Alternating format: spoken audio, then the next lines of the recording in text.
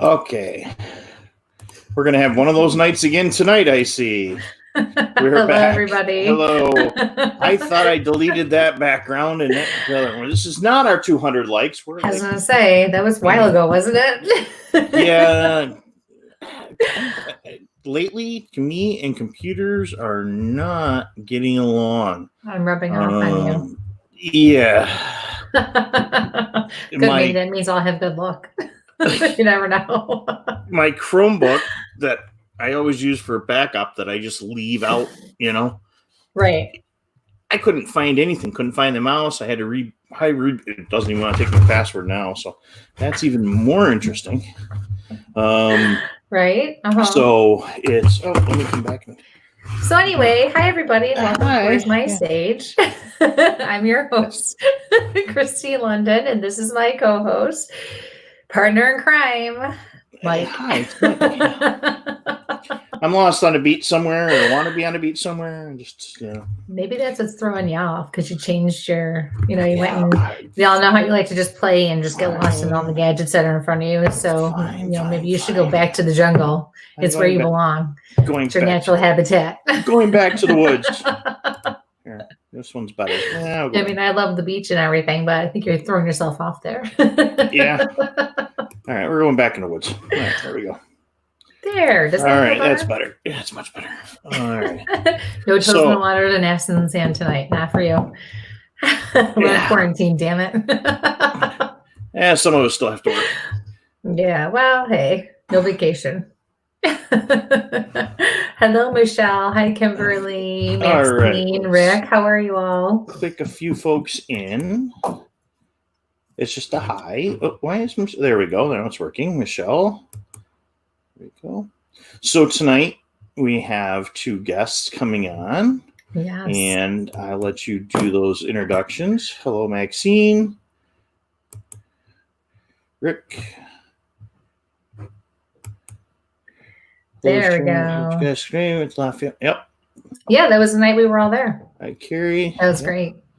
And that was a good night. I can't wait to talk about that. That was a great night. So sure. So I don't have anything to bake, so crack, throw things around tonight. I did. Somebody woke me up out of a nap with something about cake, and I wanted a chocolate cake, and I didn't have enough time to redo my setting here because then I have to cook for everybody. Sick 'em cat. So, yeah, I wasn't sure about that comment either. I missed some of the thread, and all I know is now I want chocolate cake. So, it is what it is. Awesome. Yeah. So, how's everybody doing here? We're gonna let Mike have a few minutes to get everything settled. We're gonna give some people time to come on. Oh, Teddy's here from WLP Radio. Hi. All right. Well, why don't we talk about that quick? Yes. So for those of you who are new and don't know, Mike and I, Where's My Stage, has become a part of the WLFE family. They are a Rochester-based network, and we're very excited. We are now broadcasting all over, not just on Facebook, but we are a podcast as well. Is iTunes and iHeart, excuse me. And it's just, there's so many networks. I think iHeart is one of them. Is that correct? iHeart and iTunes. You're better remember all there's so many, but we've just expanded so much, and it's just awesome. Pretty much everywhere and anywhere online. If you Google one of those podcasts out there, you're going to find our show and their shows. And it's just really neat. They're putting together a really diverse group of shows and podcasts, which has been a very interesting experience, and we're really looking forward to it. So this is our second week as part of the family, and we're just looking forward to more things ahead, more more, my gosh, my mind's going blank, just more of everything, more variety, more exposure, being able to reach more people. And Ted has his own show with Psychic Cindy, so I Talk with Teddy from 11 to 12. And actually, Mike and I will be guests this Thursday night on Teddy's Talk with Teddy, right? It starts at 11, right?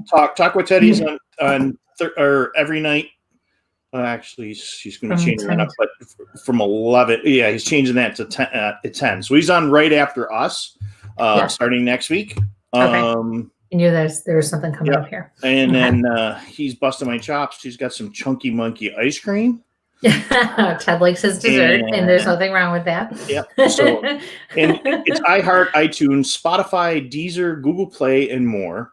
If you Google WLFE TV radio, be on there. And actually, our broadcast will be going live there as well. Yeah. So yes, we are on Thursday night with Talk with Teddy. Monday nights is Paratalk Radio. So yes, happy Cinco de Mayo, Michelle. That's correct. Yes. Hello. There we go. I got my mouse back. We're good. Yes. Okay. I just shared out. You're sure? Yes. Please share. Yes. Thursday night. There we go. Yep. Please share, like, and pass us around. Let people know we're out there. We're on YouTube. We are on Facebook. And I think it's about time we will reach out and... You want to introduce our guests? I will let you do the introductions because I got a cough starting here. Bro, you're just full of excuses today, aren't you? Okay, so tonight... Hey. Brings them on anyway. So here they are. God, I swear to God, if you were here today, I'd be like, oh my if God. I were closer, yes, I would allow you to beat me today. It's just you're cruising. No, so I don't know what they're already saying Bigfoot face around me here. All right, so forget introductions. I'm a cat now. Tom and Kat are the founders. Is that fair? Is that appropriate to say? Okay, the founders of the former Buffalo Niagara Paranormal, now known as Awakened Paranormal Research. Did I get that correct? Yep. You did. Okay. So awesome. So welcome and thank you for coming on the show. We are so happy to have you on here. We love you guys. We have so much fun with you. So obviously everyone, we've done some work and we have worked with them in the past and known them for a little while now. And so we've had the opportunity, even just me as a medium and whatnot to work with Tom and Kat in different ways. So we have a lot to talk about tonight and can't wait to hear about some of the other stuff you guys are doing because your group is also doing some really neat things. And we really did lose Mike, didn't he? He just kind of just really took off. Yeah, he went from the beach to the jungle to now he's gone. Right? Okay. I mean, I have asthma. I'm back. I don't know. Sometimes if I push too hard, I'm like, oh my God. I know, I hear you. Well, I get the sniffle thing. The last 3 shows I've actually taken cold medicine so that my nose doesn't run. And it hasn't worked any time. Now, when I'm not doing a show, it works just fine. And my nose doesn't run and I don't sniffle. But as soon as I'm doing a show, it's a whole different ballgame. So. Season 2, I'm over it. I'm like, oh yeah, for sure. For sure. Isn't it awesome? All the comments are right on here. Yeah, this is really What's cool. it? I can see all the comments. I like it. I don't have to look at my phone. Good. Oh, good. Hi, everybody. I especially have to say hi to my friend Michelle. She's one of my best friends from college. Aww. Well, I'm going to throw them right up on here. Yeah. So, Tim. Oh, thank you, Timmy. I don't remember, but I appreciate that.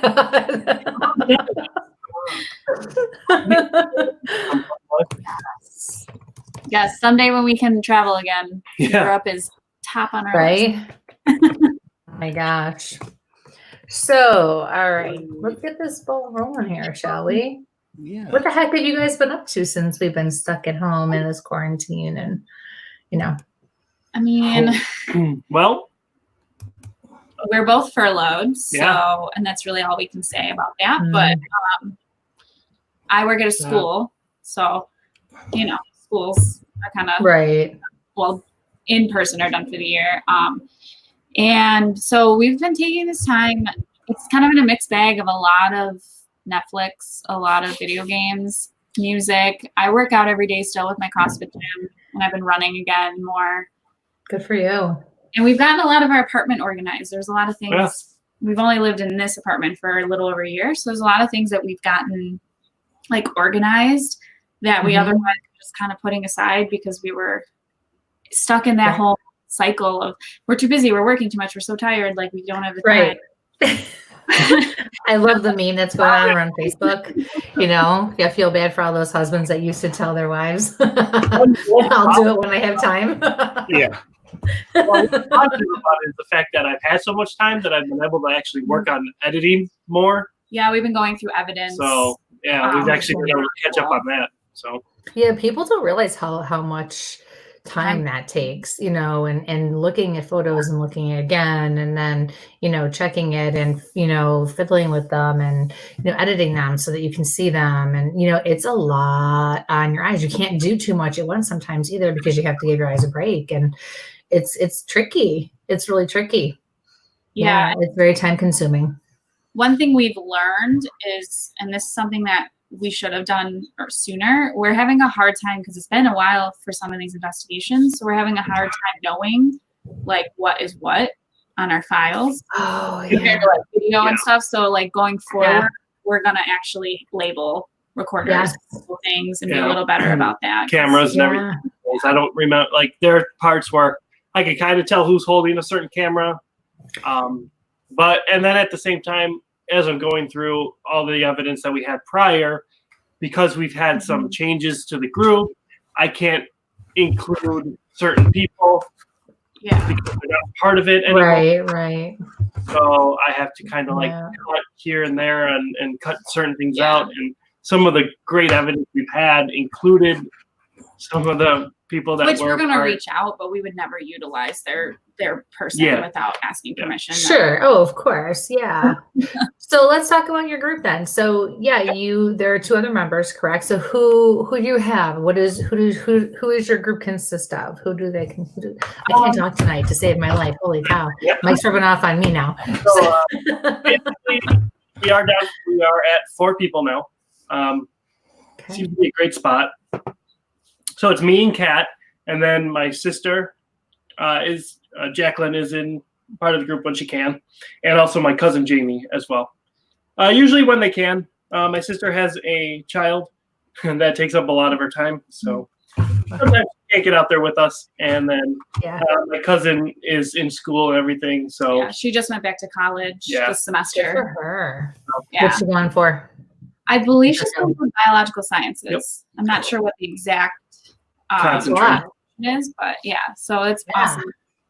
Yeah, so we kind of, I think because we don't have kids, and like we do have a little bit more free time. It's a lot easier for us to go out and investigate, absolutely, and things like that over, my sister who has a kid and everything. Oh, sure. Her son's 8, so it's kind of that age where you still can't really like leave them to their own devices, but What? You can't? What? Oh yeah, whoops, my bad. I mean, you could. So talk to us about this name change. So you were Buffalo Niagara Paranormal. Yeah. And now, because it's a big deal to change your name, it's a big deal to move and change your address. It's a big deal to make a change and all when you've established yourself, and not that you can't do it or it doesn't get done all the time, but it's still a lot. But usually there's a reason. So talk to us about, what sparked this? What really encouraged you to grow in this way? You can So it's been in the works for a while. We kind of toyed around with the name, and we were doing our show on Paranormal Warehouse, our weekly talk show that focused more on like the science things. And then we were on Kristie the one time, and we called that the Awakened Talk Show. Oh, we lost her. My bad. Sorry. No, I'm here. Just quickly. Sorry. And like we had been kind of toying around with it for a while, and then we got caught up with doing a lot of different events.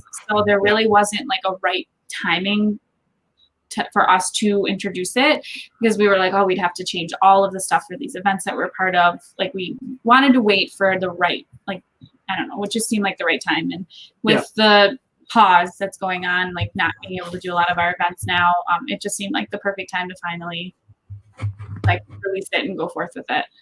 So. Yeah.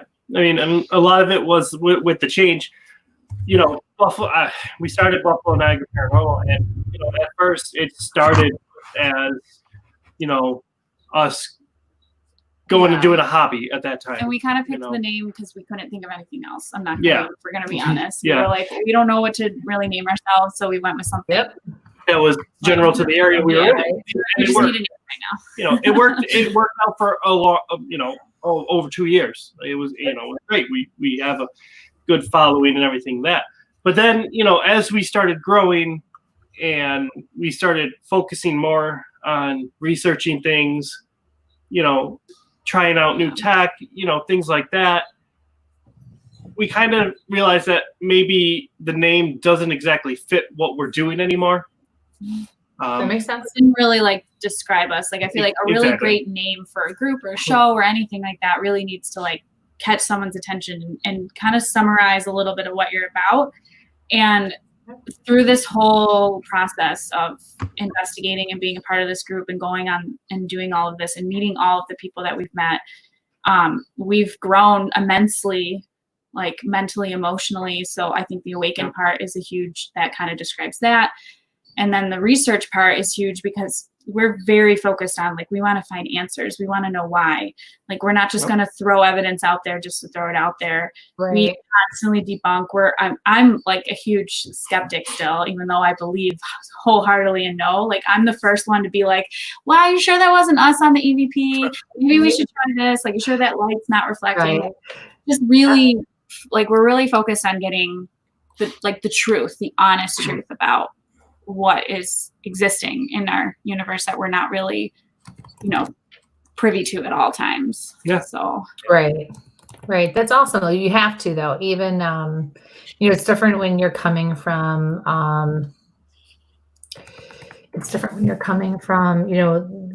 my point of view as a medium, or when you're using your gifts. But as we all know, a lot of people, even if they don't start off that way, when they're investigating, end up realizing or becoming in tune with the gifts they have, because that I believe, we all have this. Some of us are just naturally open to it and some of us aren't. I feel like that's directed at someone. What are you doing? And I don't know who. I really was just making a general statement, but hey, if it feels like it's directed at you, then because I know a lot of people struggle with that. I know some other people who might, No, I think that's You better be proving stuff to me, and I need to see all the electrical, and I need to see all the wiring, and I need to know where all the remote controls are before we get started. And if there's a lot of security cameras pointing on something, I want to see who's faking what's behind it. Yep. So. yes, I'm totally on that. A lot of times we watch the Paranormal Caught on Camera show, and it's a great show. Great people are on there, and I know that they're just really just putting out there what people have, what people have recorded and put out there that's gotten a lot of traction and a lot of attention. And they don't really go into the other end of it, what happened after, is this really real or not? And so sometimes we'll sit here and we research that. We're okay, we got to know what came out of this video. And it gets to the point. It gets to the point sometimes too where we'll rewind it and rewatch it multiple times in a row, just so we can find what every little piece of it to figure out could this have been done and faked, or could have been an honest mistake that they caught and thought it was paranormal when it really wasn't. Debunking is very important. It really is to figure out, because when you find that evidence and when you have that, when you actually do catch something, you want to be able to know it's authentic and go with it. And it's exciting, it really is exciting. So, it's important because you're right. Not everything is paranormal. Not everything is awful. Not everything is metaphysical, and you got to be realistic too about this, It's out there, it's a belief. Yeah. So that's also, yes, and my partner is definitely one to break down somebody's home or, facility to say, okay, now let's get down to business. Only once I said, where's your maintenance guy? Where's the cable? Where's the outlet? I mean, there's been times I dug up halfway underneath the cement to see if there was wiring going on there. We're not going to go in there too much. No, boy. Yeah. I was like, okay, we're never getting invited back here, but that's all right. It's all good. No, you have to though, because what's that? you never know. There could be, I watched a TED Talk and it's really fascinating. It's a woman who actually created a group that goes out there and they debunk people's paranormal by looking for other reasons for it. Yep. And it's her story very interesting because she had, I don't know how she lived for as long as she did through it, but there were a few weeks where she was having a lot of hallucinations, a lot of issues going on, and it turns out she had a carbon monoxide leak in her house. Geez. And that finally got ruled out, and that kind of opened her eyes to like, oh my gosh, what if this is happening to so many other people too? Like with EMF, there's still a lot of like research out there on how that affects us, but it's really important to look at that because you never know what could be happening in your home or within yourself and causing. Yeah, absolutely. That's why I carry the infrasound detector. It's a big thing because you know how many times you've got a piece of plumbing or something going in the background. I love when I let the fan run behind me sometimes and everyone's like, oh, there's somebody behind you. Mm-hmm. Nope, that's the fan. It's just moving. Yeah, like when you're staying in a new house for a time or something, you have to like really listen to be like, is that the water? Is that the pipe? Like what's going on? Right. Absolutely. That's so funny. Oh my gosh. That's great. Wow. So how long have you guys been investigating then? You said 2 years already, didn't you? Well, the group's been together 2 years. Yeah. Okay. But I guess I do want to know though too, individually, how long have you been, like, what kind of got you guys started on your paths, like separately and, you know, eventually brought you together? So I guess I'll start. I've been doing this the longest, everyone in the group. I've been doing this for, July will be 10 years. Wow. So what really got me started was, so I've always been interested in the paranormal. When I was a kid, I had a pretty awesome experience when we lived in this duplex on Grand Island, actually. Which one? Ransom Road, right across from the high school. Shut up! Well, because you know that's where I grew up. So I mean, what the heck, man? Yeah, when I was a kid, we lived there. Stomping ground. Okay. See, I was close to you, and I don't know if you were there at that time when I was younger, but you know. What? We're close. I was younger. Shot across the bow. No, I mean it as in a compliment because we're both relatively the same age. Kind of. We're actually a lot closer. We're closer than you think. Hands covering the ball here. So when I was like, I had to have been like 8 or 9. Because I remember I was in elementary school, my sister was in high school, and we are 3 years apart. So I was right on the cusp of that. And it was wintertime, and we went out to get dinner and come and bring it back. And my dad at the time was, he's a retired now, but he was a police officer, and he was working overnights. So we leave and we, lock up the house and everything, and we come back a little while later. And every door and window on our side of the duplex was wide open, to the point where my mom actually called the police because she thought someone had actually broken in. So the police come and they check the whole house. Nothing's missing. Nothing's out of place. Literally nothing. Door wasn't unlocked or unlocked while it was open. So it was still locked too while it was open. So after they left, we knocked on the lady next door. She was an older lady, and we were talking to her, and we asked, did you hear anything? And she's like, not a sound. She said absolutely nothing. Like if someone had broken in, she would have heard something, Right. So that at that point really made us start looking at the house. And I always had like crazy weird experiences in the basement of that house. It was just, I never wanted to be there alone. That's where all my like toys were when I was a kid. So I would never go down there and play. Excuse me. So it was just a really weird experience. So then, fast forward till, high schoolish time. And, I started seeing shows on TV. I think the Ghost first Hunters. I think the first big one was Ghost Hunters. I feel like that was right around the time we graduated high school. Yeah, it was right around like 2004 or something. 2003, 2004. And I was like, wait, there's actually people that go out to do this. Like, He thinks we're babies. you know, you I'm got- putting the age thing together right now, and it's not working out, my friend. it is working out, don't worry.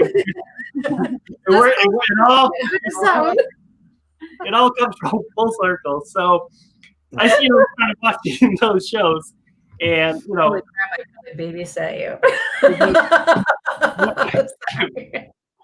when I first started, I'll admittedly, I went about it the absolutely wrong way. I will never tell anybody to do it this way, but I started off alone. So I'd go by myself to places, and half the time it was into places I shouldn't have been in. I did not No know. way. Yeah, you know, As a like, teenager, really? you know, Buffalo Soldier when it was like really not We weren't safe to supposed be to in. sneak in. It was By the way, if they ever open that place up besides Hotel Henry, like the actual old abandoned part of it, there's some really freaky stuff in there. There were electric chairs in the basement. Just saying. Which place was this? The Did you Buffalo say? Center.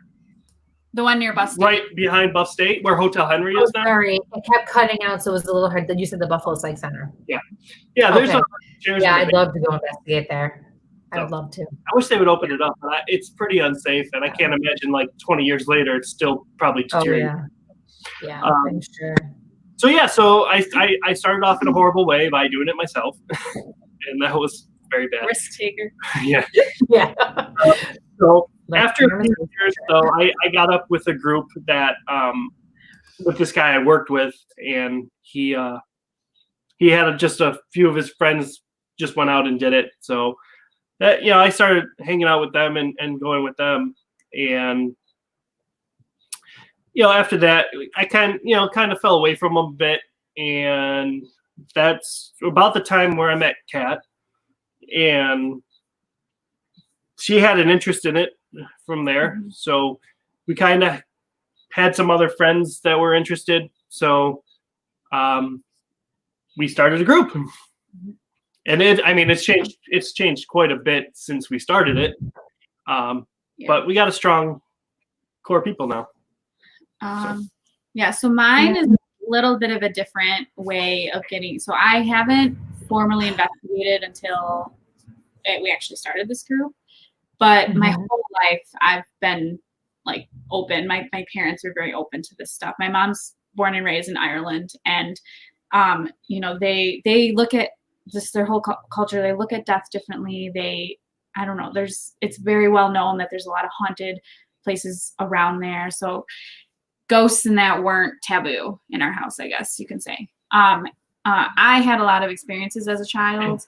My grandfather, I met him once when I was 5, and he passed away shortly, less than a year after I met him. And he visited me a lot of times when I was sleeping. There was a time where I knew who a great aunt of mine was in the photo album, and I never met her. Wow. And it was one of those weird moments, where I imagine I was 4 or something. So I imagine I was like, oh yeah, she visited me while I was sleeping. And my parents are probably like, oh, okay. But I always had experiences like that. And I grew up out near Angola. So there were a couple times as a teenager, we'd go out to Pigman's Road and, all that stuff. And I was scared, but not as scared as some of my friends were. I was always willing to at least investigate things a little bit more, while my friends were terrified. And I've always been a person, growing up Night Before Christmas, all the Tim Burton stuff. Casper was one of my favorite movies for a long time. That's an awesome one. So I always just had like these very big interests in those types of things. And as I got older, I saw like a couple mediums, and I truly believe, from the time I was like 18 and saw my first medium, I was like, this is legit. And then I started investigating.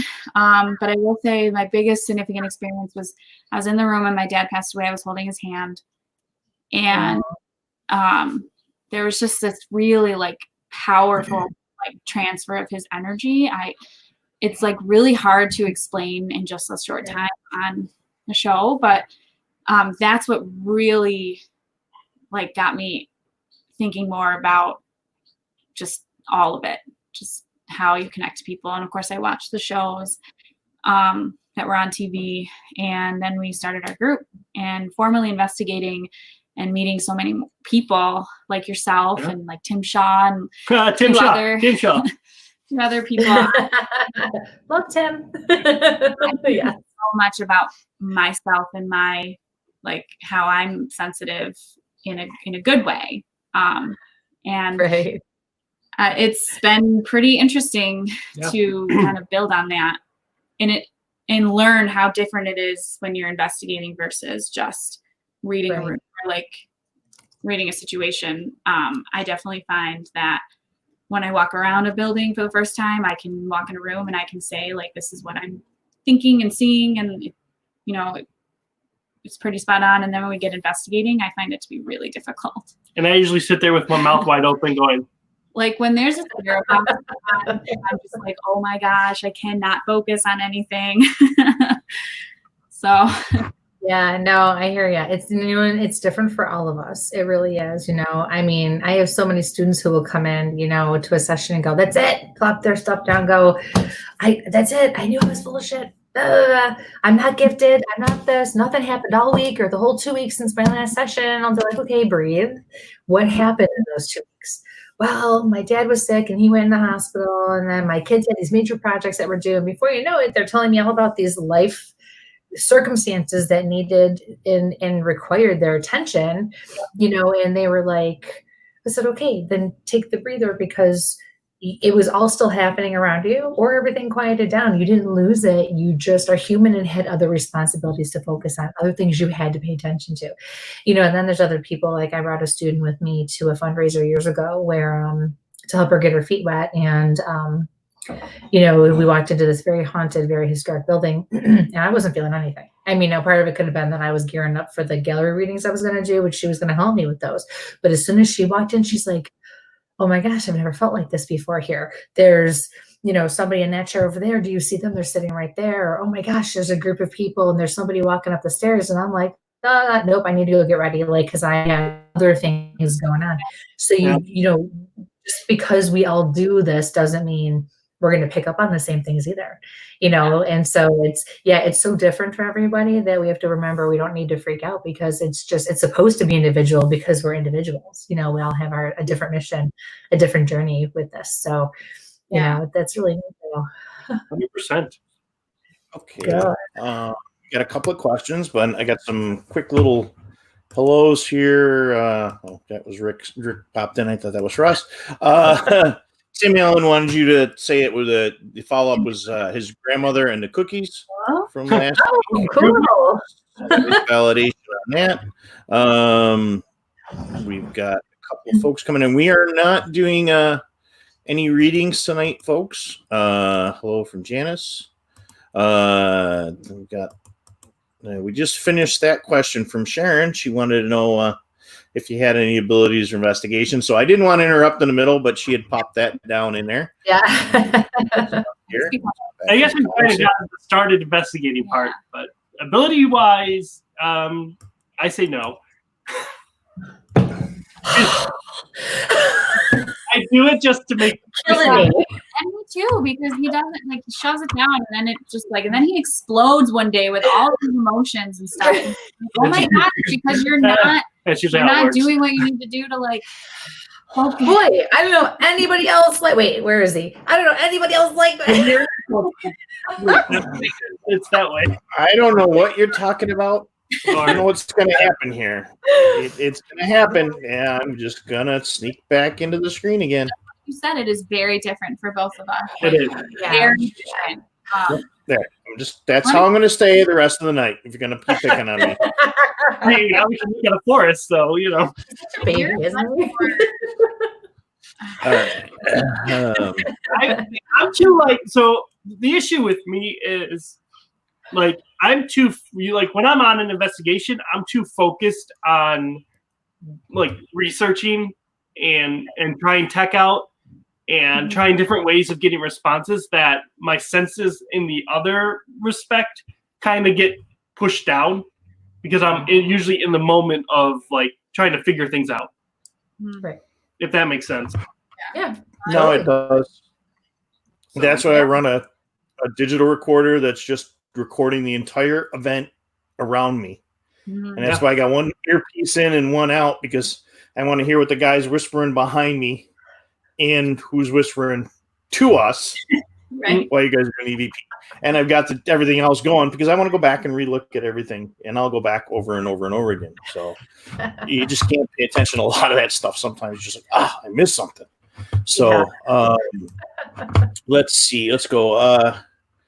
I think too, for me, like I'm more, like I said, like I'll walk through a new place and I'm pretty like, I'm very modest. I hate saying I'm really spot on. Like, this is great. But she's spot on. I've been like right about a lot of things. And my problem though, is I've spent so much of my life like being told to like shove it down and like being told that I'm crazy, or, you know, like you just kind of. She second guesses herself a lot. I second guess myself a lot. So I've been working on trying to like automatic write during investigations. Very cool. Which has been very interesting and lately. I love being the person to wear the headphones. I don't want to ask the questions. I'll wear the headphones when we do the Estes experiment, because like the responses I get are like usually a lot more. Yeah, we've been using the Estes experiment a lot more lately, with really good. What the Estes experiment is. So the Estes experiment is basically your normal SB7 spirit box. With a person hooked up to headphones and usually a blindfold, noise canceling headphones. Let me specify.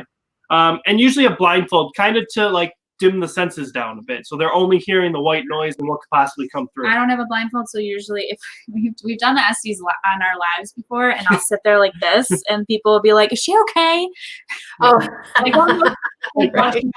Try not to see everything. Try not to see things. You have to make sure that they're noise canceling headphones, so the person who has the headphones on can't hear your questions, because then you get kind of biased responses. Sure. So it's very fascinating. Yeah, we've had some great luck with that recently. Some of the places we've gone, so it's been awesome. That's great. That's awesome.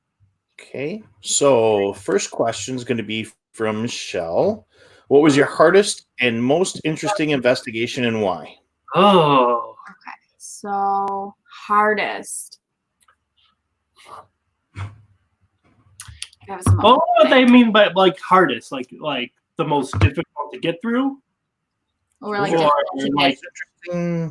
I got the question right there in front, so it's right there. So, like the most difficult to get through. What was the hardest one to probably have to accomplish or go and follow through with? That would be my interpretation. So when I first started the group, Buffalo Niagara Paranormal at the time, I took the group and the new members who had especially Kat, who had never investigated ever. I don't think that was the hardest. I took them to Hinsdale House for the first ever time. Yeah, I got knocked. I literally she got shoved to the ground. Nice. Yeah. It's very interesting how my relationship with the spirits there have changed now, but yeah. I mean, that's because we spent a lot of time there, but yeah, I don't know if I want to say it's the hardest. I think the hardest one personally was when we went to your sister's house and we connected with your cousin. Oh yeah, that was kind of rough. Because I guess it's our nephew, had been saying that someone was talking to him at night and was really scared to sleep in his room, and so we went to investigate the house. Yep. And we did a session. EVPs and spirit box, and him and his sister knew that it was their papa. So I mean, there was no mistaking. It was the exact way he spoke to people while he was alive. And it all together because he had passed away before our nephew was born. Yeah. But he would say so many things about he knew everything about my grandfather without no one ever telling him. Mm-hmm. So I think that was the hardest. Unusual. Very emotional, very personal. Yeah, it was yeah, I feel like personal ones are always a lot harder, especially hearing your passed away grandfather saying that we have to watch my nephew for certain things as he gets older.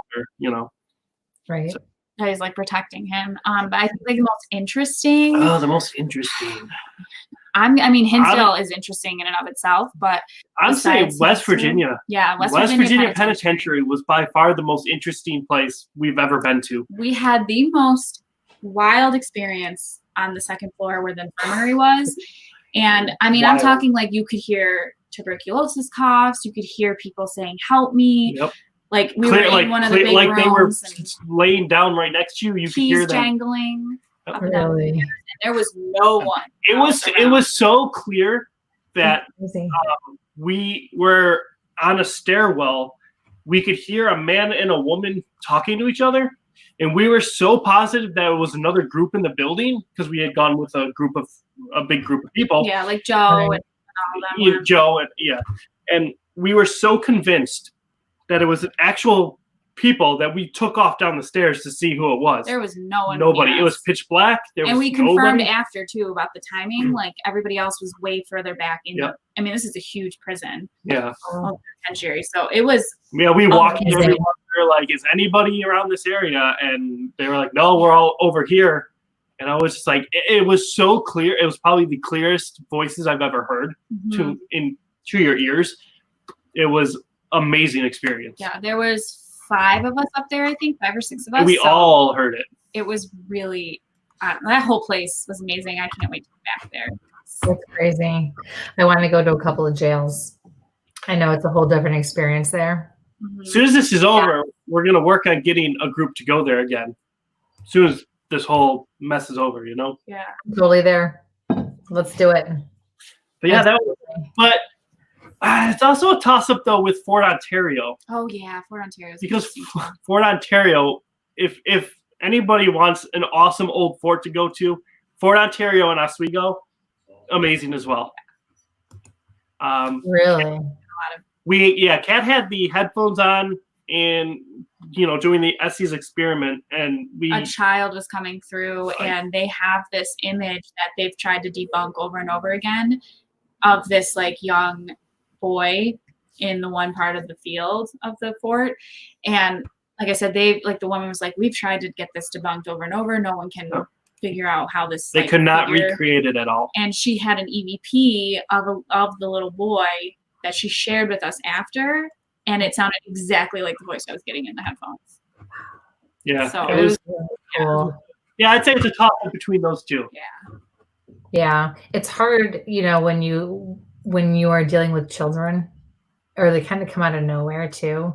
I wanted to do like cartwheels, and I just like felt all that really playful childlike energy, which I tend to be goofy anyways. Oh, good. Yes, because I was gonna say, if you feel like they've crossed over and they're just there, it's so nice. Because at least they're safe and they're coming, going as they please, versus somebody, especially a child who's stuck. Or for a reason or something won't let them cross, but children, I feel like, at least in my experience, I know other people have different experiences, but for the most part, I have not come across a child who could not cross over or was not allowed to yet. They've always been more protected. Thank goodness, but, yeah, this one definitely was. And he was super I don't know. He was just really excited. It was really cool. And yeah, are these on Facebook? For sure. Yeah, are these on Facebook at all? Yes, they are. They both have Facebook pages. Yes. West Virginia Penn might be updating their website more in the same area. I think this is more towards your investigations are on. It's Michelle. We did live. She's one of your followers or something like that. So. Yeah, she's one of my really good friends. We did do a live from Fort Ontario, so that should be on. We did, yeah. That would be on Paranormal Warehouse. That's in case anybody didn't know. We have a show where we stream our investigations live on a Facebook page called Paranormal Warehouse. I think we're on Paranormal Warehouse right now. No, I don't think we are. No. It's on Paranormal Warehouse tonight. Paranormal Warehouse. It's a great platform, I'll say, and it's a great page. Mike and Chris, and I guess now Daryl from Ghost Hunters is also part owner of it now. So that's congratulations to him. Oh, yes, he is part owner now with Mike and Chris. Really great guys. Nothing but great things to say. It's amazing to be able to go live and interact with people as we investigate. So that's one thing we do every so often. It's with everything going on, it hasn't been as much now, but yeah, that's one of the many things we do. Yeah, a lot of our investigations are on there, and we've shared them to our own page as well. Yeah, cool. Oh, good. So people can find them and people can see what you do. And yeah, I am working on I love this second season of When Darkness Falls, which is the show the actual YouTube show we do. It's going to be also on Paranormal Warehouse's YouTube. It's one of their productions now. So as soon as I get to editing, I mean, we got plenty of time. Yeah, got plenty of time. I love this question so much because I kind of have once. Which? Have you ever been to Oh, Europe? I have not been to Europe yet. At all? At all. Uh-oh. Yeah, I know. I'm horrible. Okay. Sorry. I'm trying to mute myself. Keep it going too far. I haven't done formal investigating in Europe, but I have been to Loftus Hall in Ireland. And so for a day tour, it's incredibly difficult to book overnights there that aren't group tours or some type of like supervised tour, I think, because they're still renovating it.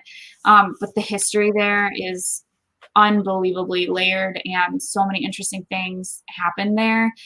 And just on the day tour, it was like you could just, I don't know, you just knew something different there. And they did feature that in one early on episode of Ghost Adventures. I think they are one of the few groups that have been able to go to Loftus Hall and investigate, and they did get some really interesting evidence while they were there. It's an amaze. I mean, the location, the building is beautiful. So that, I guess it's sort of investigating in Europe. Well, hey, a little bit, sometimes you end up investigating, you don't even realize you're investigating. You just happen to be somewhere too, and it is what it is, right? Yep. We're always connecting. I think people don't realize that too, is that we're always connecting. Anywhere you go, where we are. Exactly. Yeah. Next question. What was your favorite investigation and why? I think it goes along with West Virginia. Yeah, I mean that was like the most interesting one. Yeah, I'd say it was still so far. I think it was my favorite still so far too. My favorite. Because just because of everything that happened. Yeah, there was a lot of good stuff that happened there. Like my all-time favorite though. Man, I'm like having to think about this. I didn't think about these questions before. Oh, in the words of Judge Judy, where did you think you were going today? You know what I do for a living. I'm gonna think of all the places. I mean, we've been a bunch of places. Ooh, don't step on this. I mean, I think favorite investigation for me was tied between the cat almost like Cat was stepping on the keyboard. So my favorite investigation probably is Palmyra, actually. I really enjoyed Palmyra. They're going to go there, aren't they? Kristy's going to go there. Yeah. Cannot wait. Favorites. And I'm not giving the obvious answers because, of course, we are intrigued by Hinsdale. We go there a lot and all that. But Palmyra, for me personally, was that and the Go Art building in Batavia. That was also one of my favorite places. They don't do investigations anymore, but I absolutely love that place. But Palmyra, for me personally, was one of the first times that I actually like allowed myself to just say like what I was feeling about a place, and like it was right. Yep. I said I had like a feeling in my chest, and the one was like, "Oh yeah," someone was like, I think it was shot in the chest, like somewhere near in the vicinity where it was. And I was like, okay, all right. You hit your awakening moment. It was a very interesting location. A lot of things are happening there that aren't things you can capture as evidence. I'm not laughing at you. But, there's a cat. This is I don't think my boys listened or not, but somebody got shot in the chest in Palmyra? In the actual building. Where's Ray? Oh, I haven't seen him. Go figure. One of our guys can confirm a similar feeling like that in the and he's not allowed to go back. But that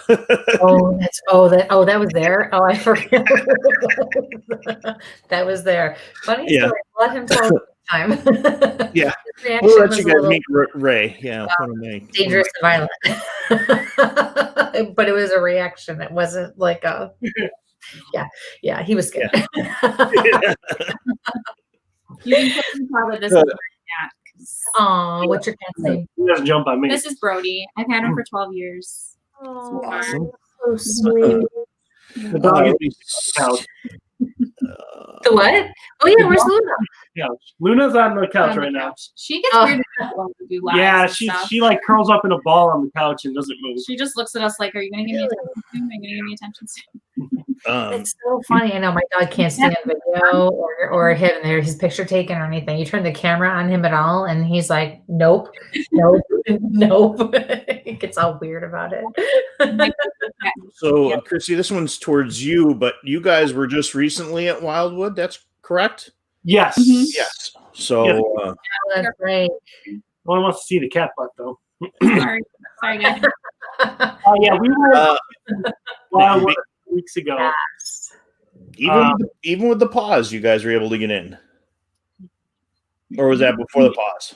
We had it was during, we had some pull with someone I work. It's totally fine for us to go. Yeah, it was fine because of. I mean, Oh, you're part of that other team, so it's a business team. Yeah, never mind. Okay, well, It was with go ahead, commercial. other groups have been in there. They went. Dan- There's a group that just yeah, went we live on went- Paranormal Warehouse there. Yeah, we went with Dan Class. If everyone knows who Dan is, he owns the Hinsdale house. Yeah, So yeah, we went with him for a little while that evening.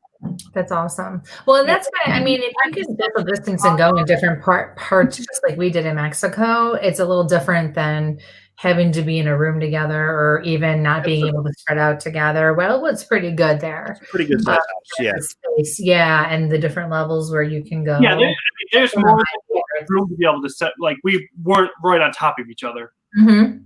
Yeah. Plus, And masks. Yeah, and all that. awesome.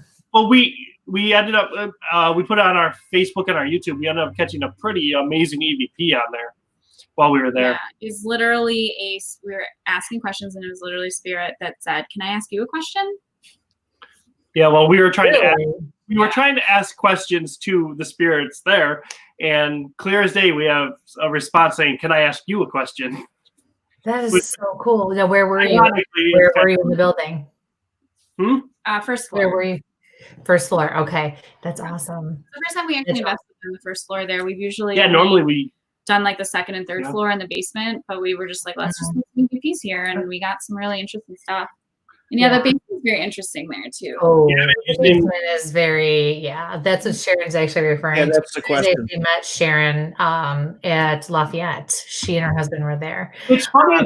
It's funny that she asked about a little boy in the cellar because we did get some an EVP, and I believe we got what was the name we got? Tommy. Tommy. We got the name Tommy on an EVP at Wildwood.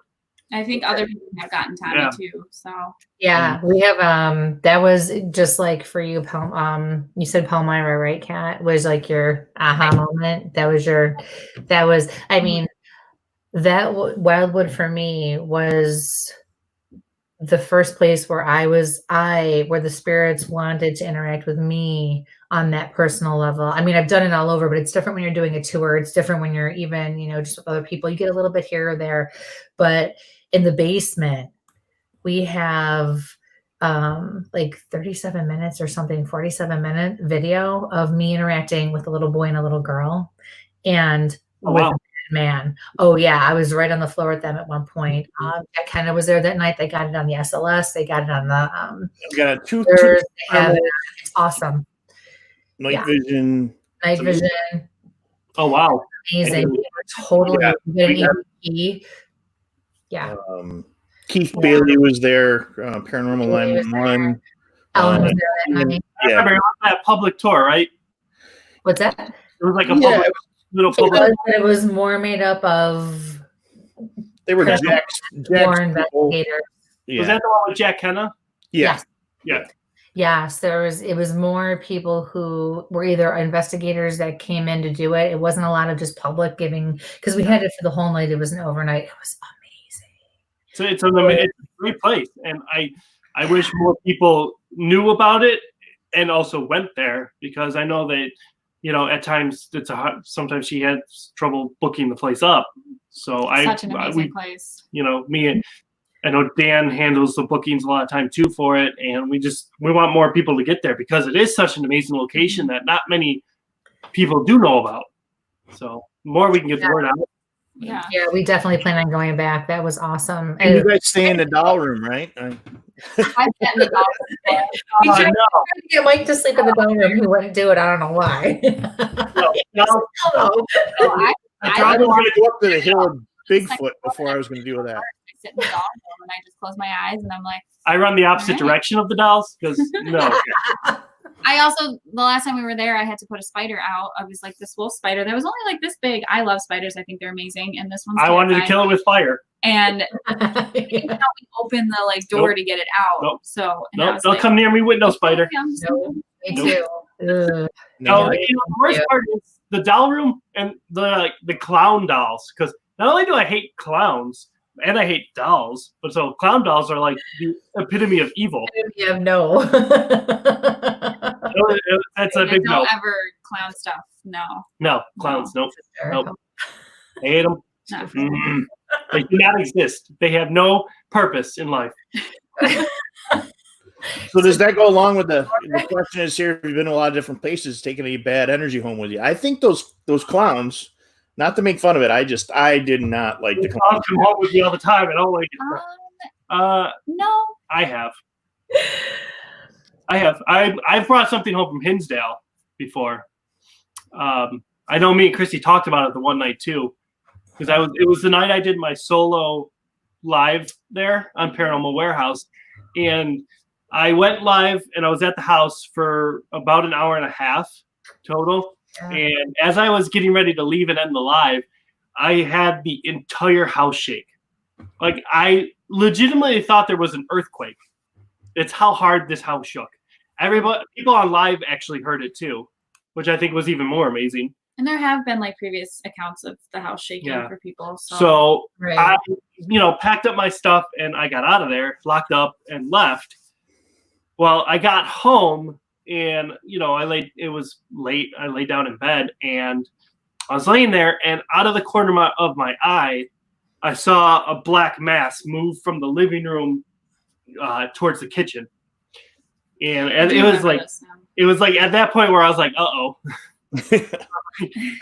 But I remember talking to you, and I remember you telling me that it wasn't anything bad that came with me. I don't remember what I remember talking to you about. It was I gotta fuss up. I don't know. It was October or November, I believe, because I was out there tarping the wood for Dan. That's so right. it had been October, November. And I remember you told me what to do to have it leave, and as soon as it was gone. But yeah, that was really the only time I think I've ever brought anything home. Yeah. I've never really brought any bad energy home. I don't know. But yeah, it wasn't anything evil or anything like that. Attachments can be all different things. It could just be something that's attracted to your energy. Someone followed me. It's gonna what? Wouldn't adore you. Like I've sat with my experiences before. Like there's been some nights where I don't go to sleep right away because I'm just really thinking about everything that I experienced and kind of trying to shut my mind down a little bit. Yeah, it's a lot. You get very I say he was just following me home because I have an extraordinary beard. Yeah. I'm sure that's it. Good for the beard. I saw some stuff in that basement or that house shake with we were there with that basement. Brian McCulley and Mike Dolans and Jack.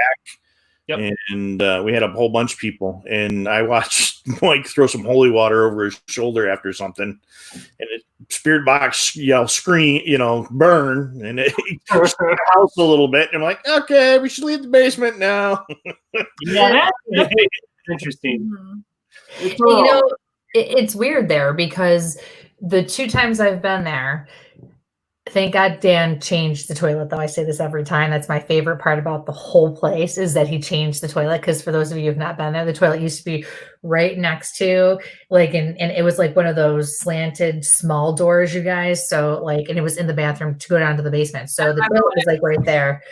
Yeah, and because I had to pee, 100 million times a day because that's what I do. So every time you got to go in there, you can feel the energy. It's like right there. Now. What's that? Now, when I use the bathroom, I have the door to my back, and that's what's open. While I'm using of Dan. Hello, Dan. Because that door's open, and I'm gonna go. Oh no! What do I do? What do I do? Well, it's funny because the energy and the pressure. It was almost like taunting me, like, "Don't you dare come down here!" Like it was absolutely trying to intimidate me that it was big and bad and whatever. So the first time, yeah, okay, fine, you're getting used to the whole place. The second time I was there, it was. Oh no, I've been there 3 times. So the second time I was there, it was not as unnerving, but that you could still feel it like it was a challenge. So the third time I was there, finally I was like, forget it, I'm going down there, because the first 2 times I went, first time they decided that the first time I went, they decided that some people went down and they decided we weren't letting anybody else down because they had encountered something bad and it did attack somebody. So, okay, fine. So the second time I went and actually helped do a tour, and it was one of those things where we made the judgment call. So I ended up staying with the group that didn't want to go downstairs, and the other girl went downstairs with those who did. The third time, I was like, forget this. I'm going in the basement. Like, I kept feeling like I need to get down there. I need to get down there. I marched my happy butt down those stairs, and I just was like, waiting. Here I am. Let's go. Bring it on. I'm done. Like, you want to get me when my pants are down? Okay, fine. That sounds awful. You want me to, like, okay, I'm in the bathroom and I'm like doing my thing, and you want to try to intimidate me? Here I am. I'm right here. I'm in your territory. Nothing. Nothing bothers me. Turn the GoPro on for me when I walked in the bathroom.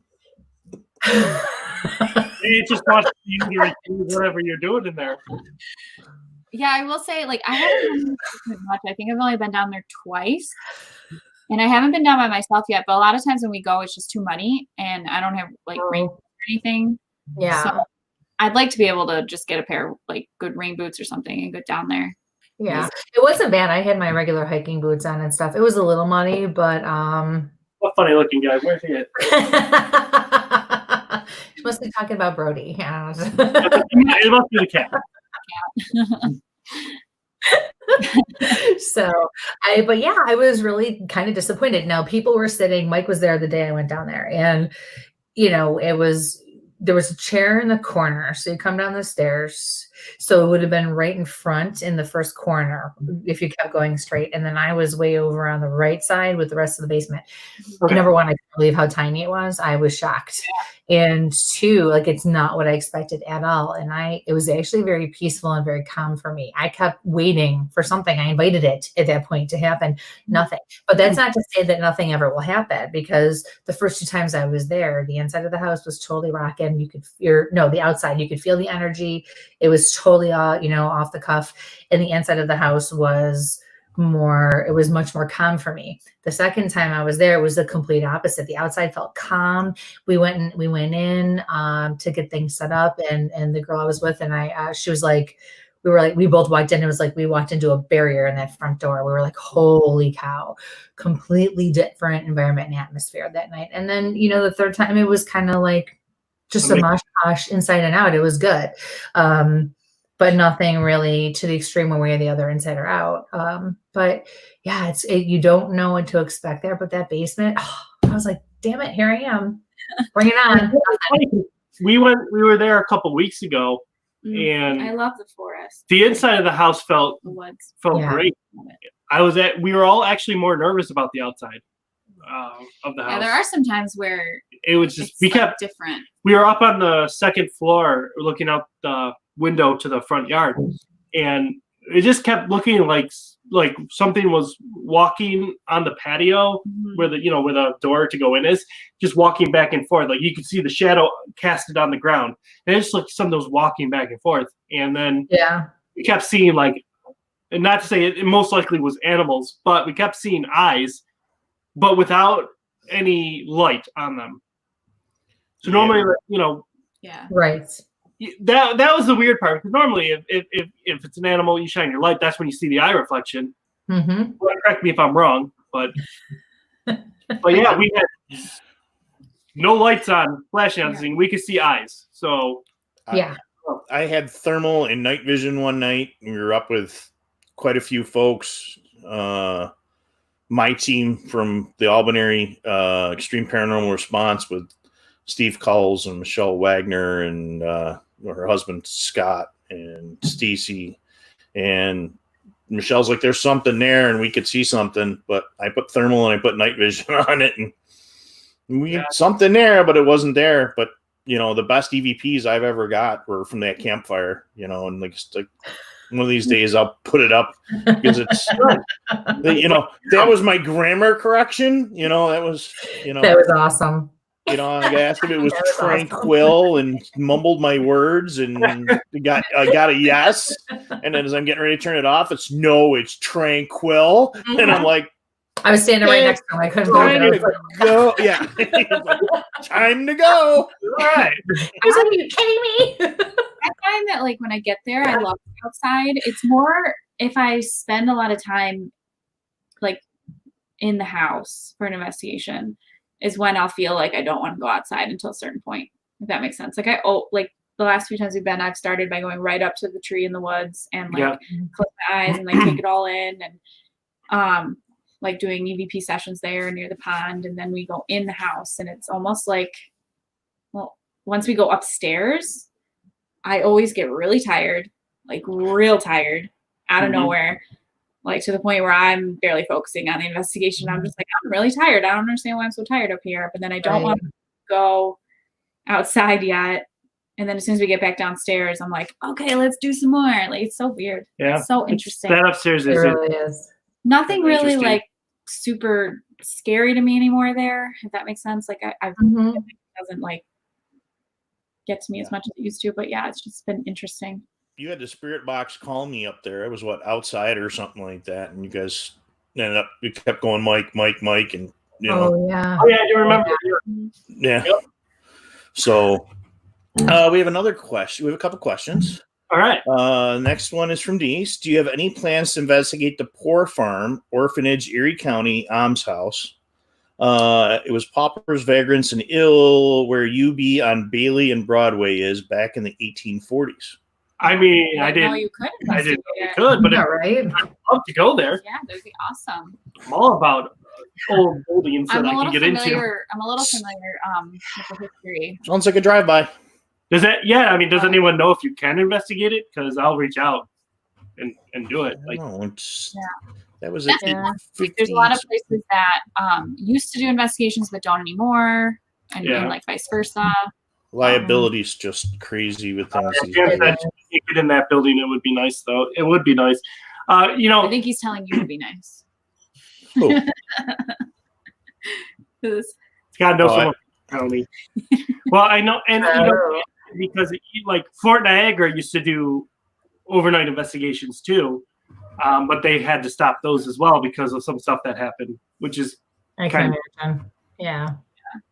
I think sometimes too, like we've reached out to places and they've said that they don't want to be, like they stopped doing it because they're bored or someone doesn't want them associated with being a haunted location. We have come across that a few times when we reach out to them. Also come across some places that I won't name names. Which I wish it doesn't. Damn it, Cameron, hashtag.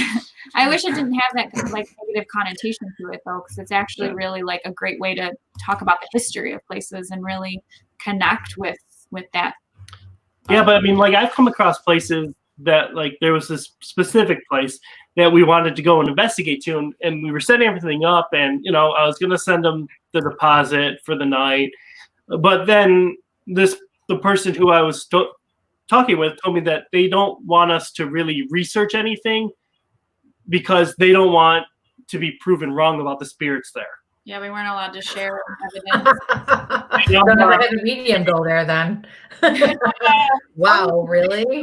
Don't let a medium walk in there. If I can debunk something, I'm going to do it. Like, I mean, wow.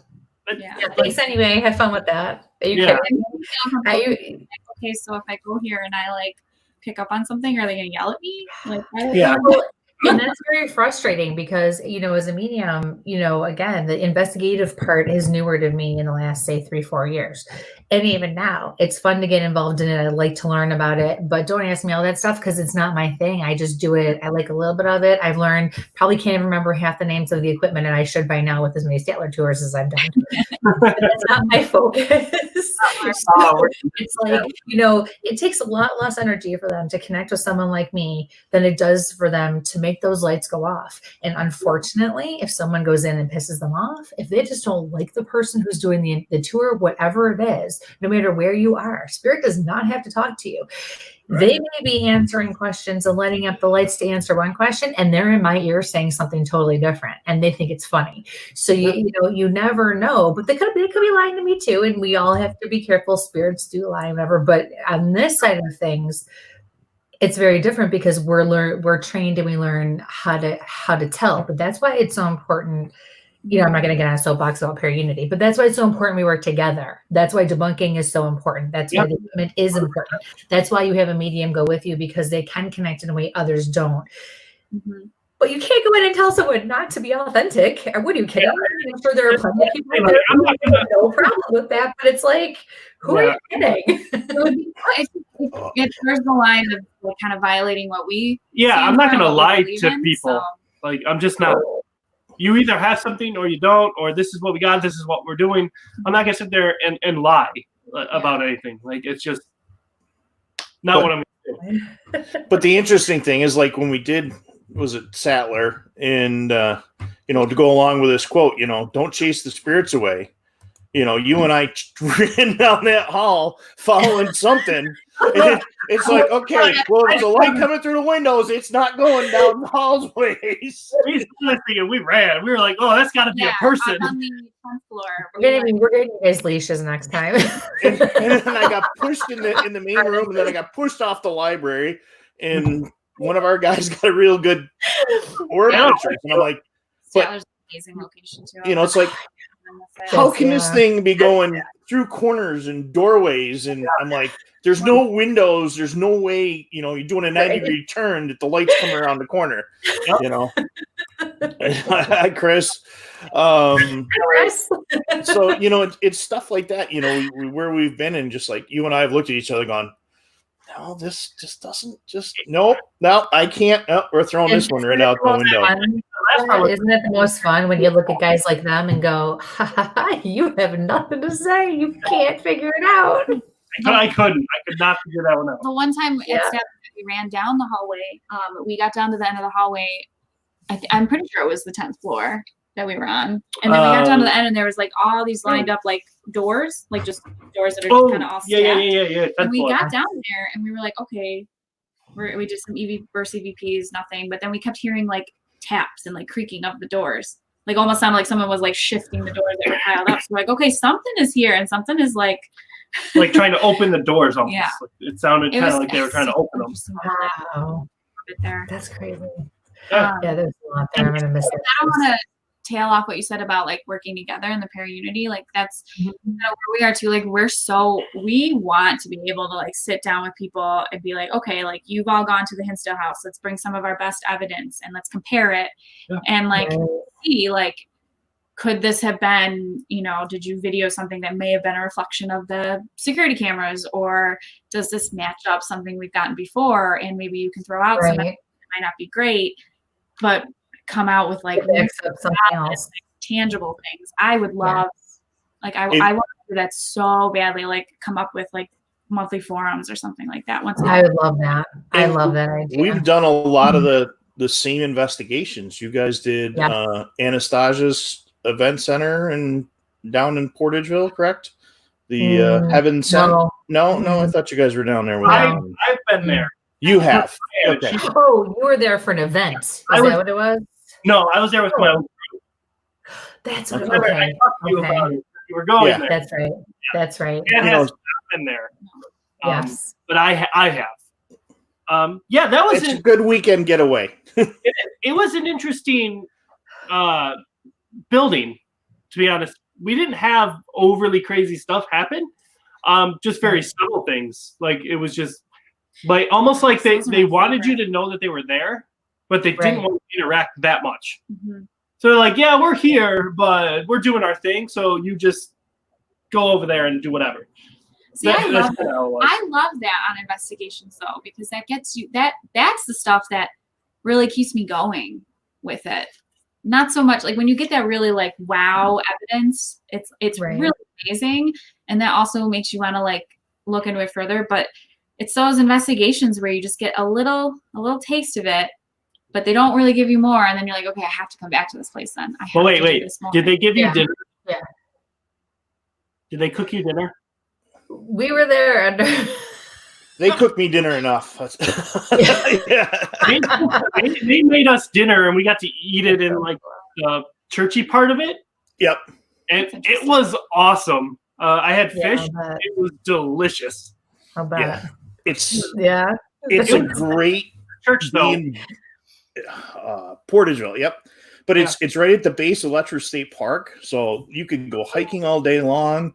There's some military parade grounds down there, so there's a lot of crazy energy down there. Right at the well, a lot of nasty stuff that happened in the park too. But we accidentally got lost in Letchworth trying to find it for a little bit. We were just driving around Letchworth for a while. You go north or you go south? We're like, this was like 4 or 5 years ago, and like they like our signal wasn't good for GPS, so we lost signal because we made a wrong turn somewhere.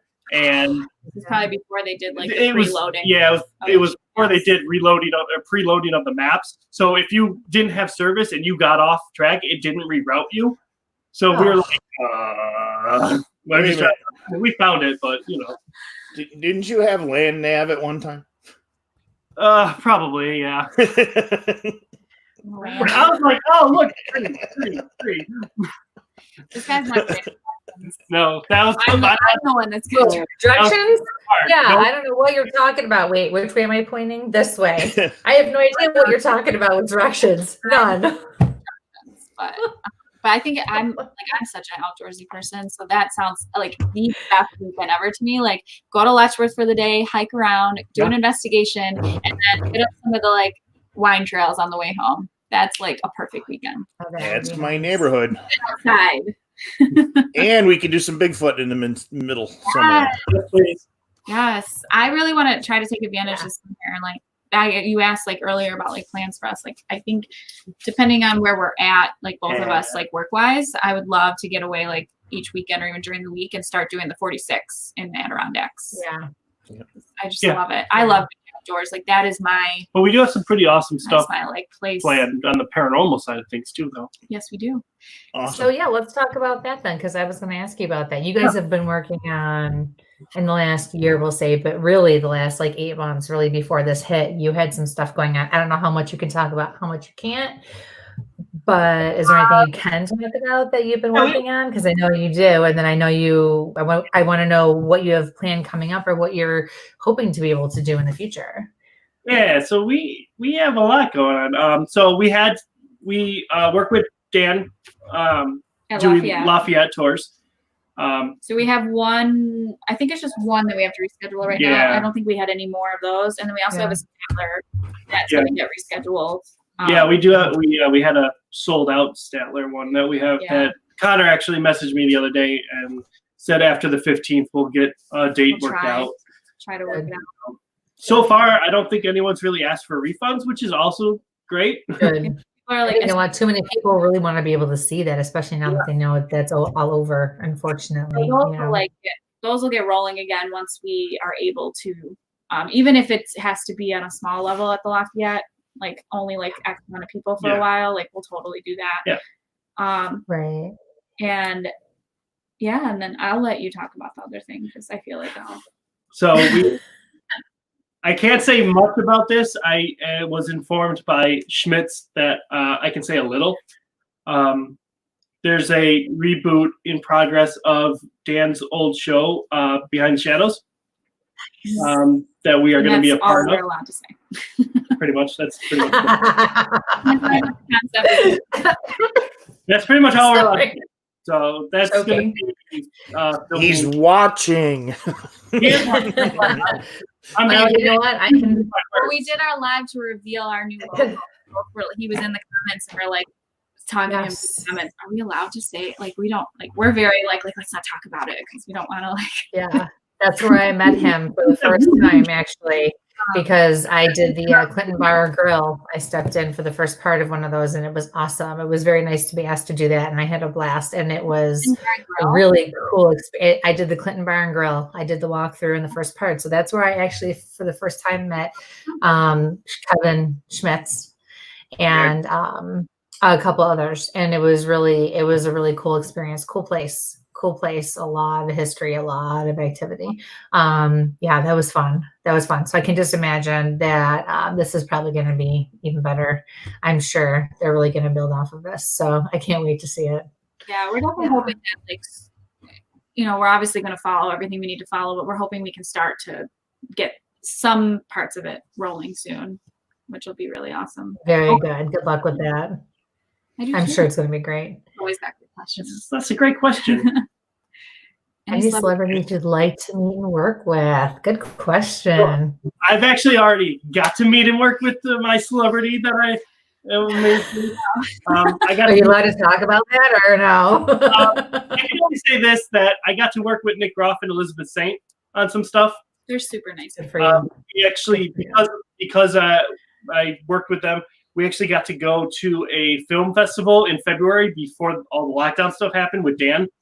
So we got to go to the Vidi Space Film Festival, which was really amazingly fun. And I feel so bad because I wasn't feeling well that day, but I felt like we were there, and I felt bad because I wasn't like, how like when you're not feeling well 100%.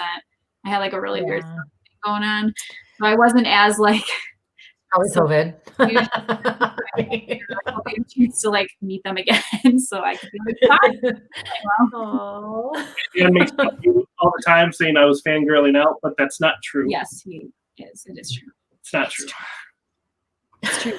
I was like on my own talking to Nick about like his experience at Hinsdale. I'm just kind of like exchanging like theories and stories and stuff, and I come back in and he's like, what'd you talk about? I was just wondering. By yourself. I was just wondering, I didn't know. Of course. Sure.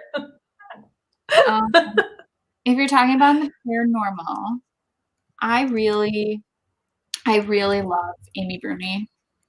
I really like investigating. Yeah. It's very similar to mine.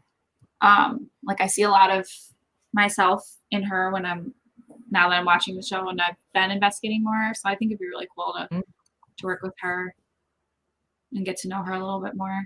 Yeah, they have a great show. Yeah, they do a really good job. And I got to at the last psychic fair, which was really cool. He's such a Oh yeah, Chip was here. Yeah. Yes, Chip is I met Chip very briefly. Nice guy. Yeah. I know. It was the last Statler. And I was booked. I wasn't even able to do the very first Statler since Dan recruited me.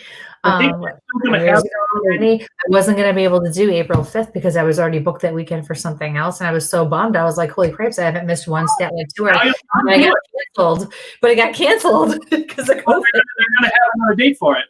Oh, for the Statler? For the psychic fair, yeah, they're still going to do it. Oh, I didn't realize that. Oh, good. Now I'm excited again because I know I'm going to be at the Crystal Ballroom. Oh, yeah, I need to redo that one, so that'll be a fun weekend. Yeah, so if he's still here, see right there. Oh, good. All right, Dan. Excellent. You knew it. Excellent. Good. I'm glad. I know that was more heartbreaking than anything, just because that was sentimental. Just with the beginning of my whole journey doing the fairs there, and just being able. That's where you see everybody, So I blocked time off in my schedule to be able to go and see everyone and walk around. And I wonder if Dan has any special guests for that one. at all. Yeah, Dan, you have any special guests for that one?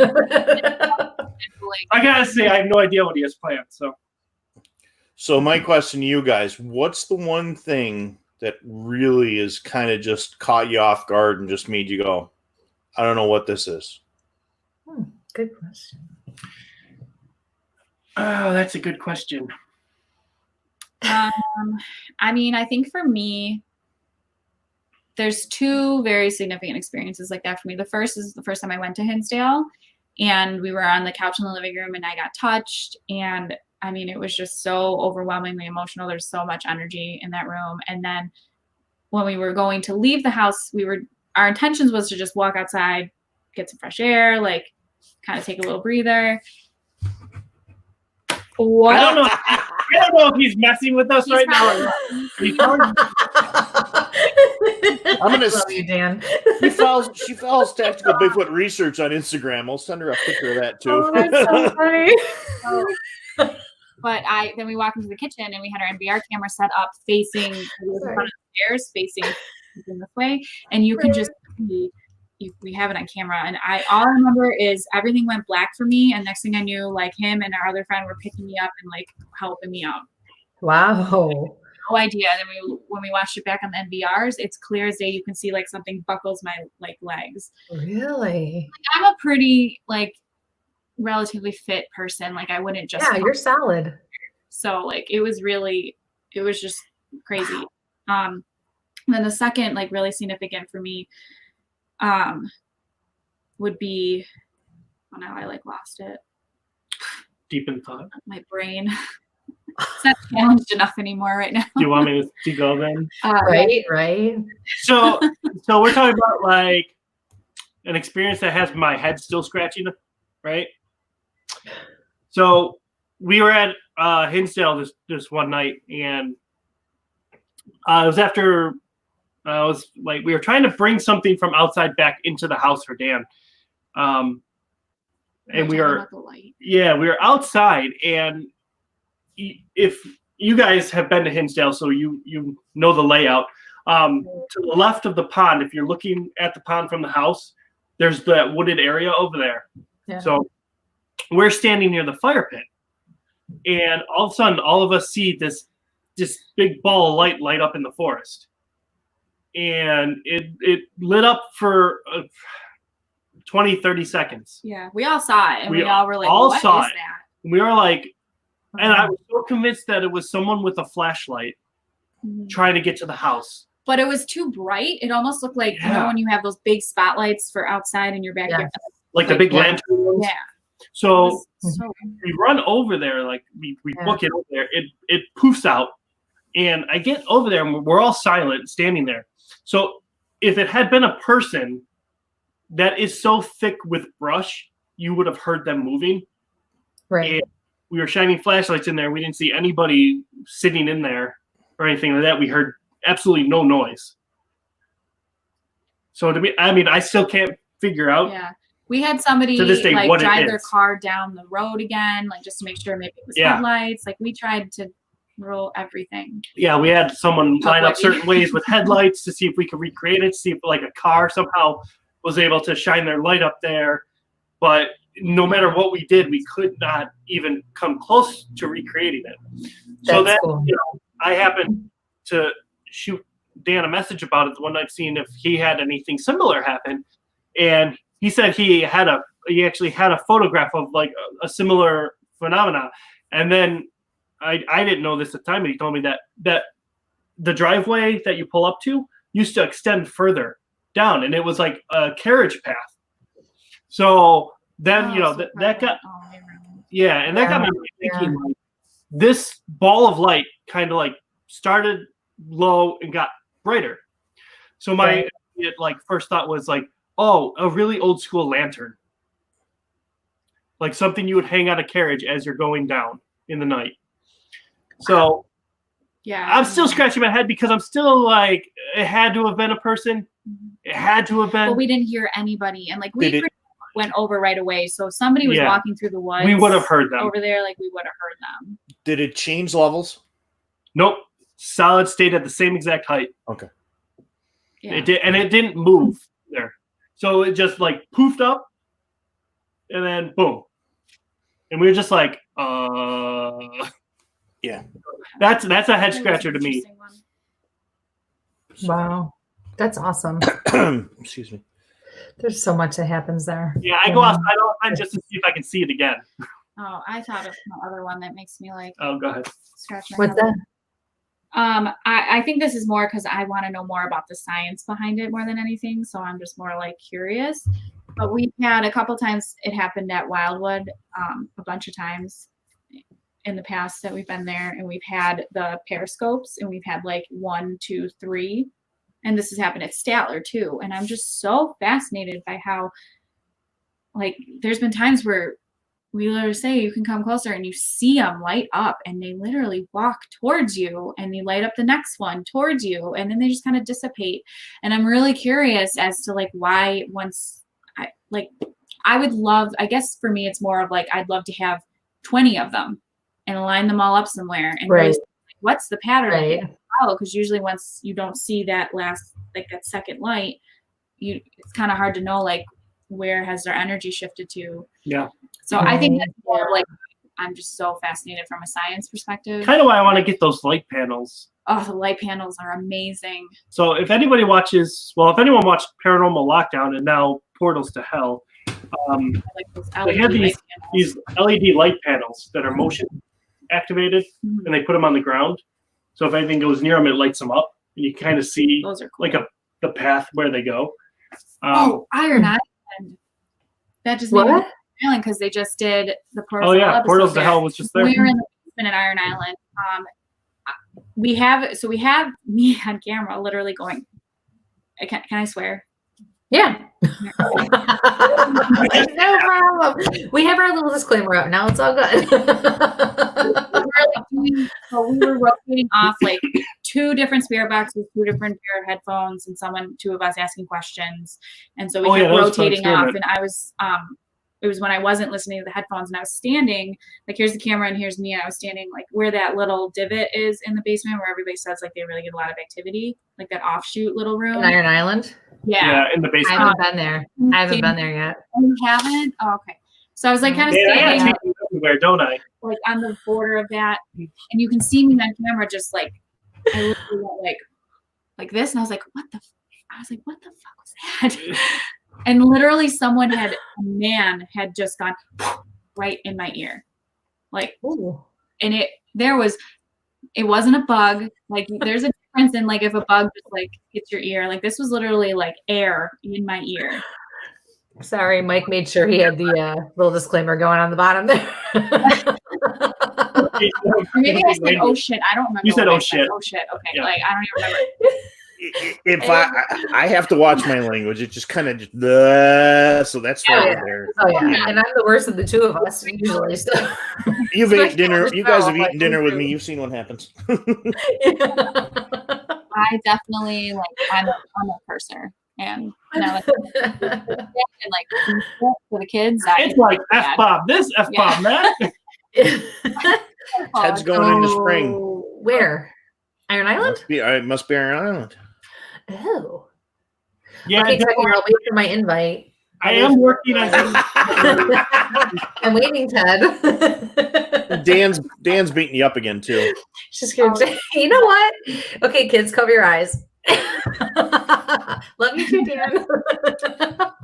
Bring it on. Let's go. I heard nothing. We know nothing. We know nothing. Don't worry. I Put up here, man. I'll tell you. Myra reschedule too after this is all over for us as well. Yeah, so we can go back. Yeah, so we can actually get there. Yes. So for everybody, we were because we actually started to talk about it, didn't we? With the one. Yeah, we did. The Awakened. Well, no, it's not Buffalo Niagara meets. It's Awakened Paranormal Research meets Where's My Sage, and we are going to go do an investigation live there together. So unfortunately, that keeps getting put off, but we all know that everything happens for a reason. So we will get there. I can't wait to investigate with you guys again. It's going to be awesome. And Palmyra is a great location because last time we were there, we actually were able to play blackjack with the spirit there. Mm-hmm. And I haven't been there yet either, which makes it even better.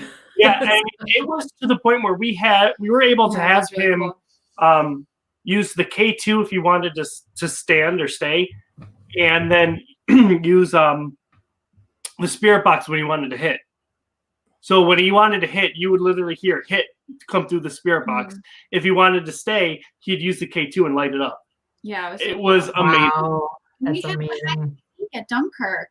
That was on our line we've too. had some At amazing Dunkirk Lighthouse, experiences. they played hide and seek with K2 meters with a child. Hours. I mean, it was so amazing. Like when I was like the K2 would be on the thing, and so when they were counting and I counted with them to find someone else, you could see every time I counted 1, 2, 3, K2 lighting all the way to red, and then someone else had their other K2, and I said okay, and I was holding mine, and I'm like okay, go find the other person, and they would let us know, oh, the K2's lighting up, and I would walk to where they were, and I was like, okay, light mine up if you did find this person, and they would light mine up, and then find them, like we would count and go find the spirit, and when we found them, they would light up the K2. It was amazing. It was really cool. I've pretty much every time we're at an investigation now where there's a childlike spirit there, I'm like, okay. I'm like, you want to play hide and seek? Let's try to make this happen again. Yep. Well, if we're doing Palmyra, we're bringing Geiger counters with us too, because we did some field research out that way and got some really interesting hits on the Geiger counters. Really? Sir, do I have to have a radiation suit? Is that like a Bigfoot thing? Bigfoot Oh thing? yeah, explain what that is. No, it does radiation, but just ironically, I was out with one of the kids, and he said, yeah, he had a sighting, and he was telling me about he does a lot of energy work. So he was showing me some elements, and I'm like, hey, just bring that with us, you know? And we're out, and we're driving along these farmers' fields, and it was like, ding, ding, ding, ding, ding, ding. And I'm like, well, you guys see that I carry the, you know, like the physics apps and stuff. It'd just be interesting to see, you know, what you get when somebody says, oh, I feel there's something in the basement. I feel an energy. Mm-hmm. Well, there's a whole thing to go ahead and let that, you know, see if there's energy down there. You know, is there radon? Is there other stuff down there that could be messing with? Again, because just the way Tom and I are, we're always debunking what we've got so we can say, yeah, I can't explain that stuff. Put that in the check off box, put that in the extra folder, and we can go back to it later, you know? Really interesting. Yeah, I definitely, there's so much. See, that's what I mean. Like, there's so much on the science side of things. Like, I don't know if I just like saw this somewhere else, or if I just randomly penned this myself, but I say like science tells me that other things exist. Like there's still more to discover, but science also tells me that there's limitations to that as well. If that, you know what I mean? Like we know that there's more out there. We know that there's more that we can find, but then there's also going to be a point like, okay, we hit left. Here's a road trip for us. Oh, Kat, you would love that. My mom that's next year. Hey, that's next year. That's more than enough time to plan. And June is a great time to go to Ireland too, because they have like really good weather at that point in time. Yeah. All right, we can't call that a road trip. We could call that a flying trip. Can I tell you? So when last time I was training for the Chicago Marathon, and I ran a half over there, and I was so excited because the weather was like 75 degrees and perfect. It was one of the nicest summers they had in a while, but the UV index was only like 0 or 2. And being like a ginger, I was like, this is amazing. I don't feel like overly heated at all at any point. It was so great. Ireland. Such a beautiful country. There was a question. Did you go to the Titanic display while you were there? Yes, I did. I went to the Titanic Museum in Belfast. Yeah. Okay. I did. That was really powerful. There's a lot of emotion. I can imagine. And you actually get to stand in the dock where they built the Titanic. I'm sold. Payment plans. I'm sold. If COVID's over by then. Yeah, it's amazing. Yeah, right. Why not next year? I'm never leaving the house again, ever. It's kind of funny to say, though. So you know how there's people that grew up here in Western New York and they've never been to the falls, or they've never been to like certain significant locations. So that's how it is for my mom. When she grew up in Dublin, and like they didn't really have like a whole lot of money to travel across the country, even though it's only like 2.5 hours away. So when I went on my last vacation there in 2013 and went for like 16 days, I've seen more of the country than my mom has in her lifetime. which is really interesting. It's kind of funny. Wow.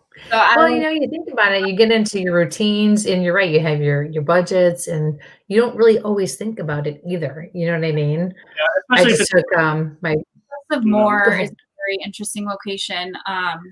So Kristie, if you ever get to go to Cliffs of Moher, I would love to know what you feel when you first get there, because when I to first got where?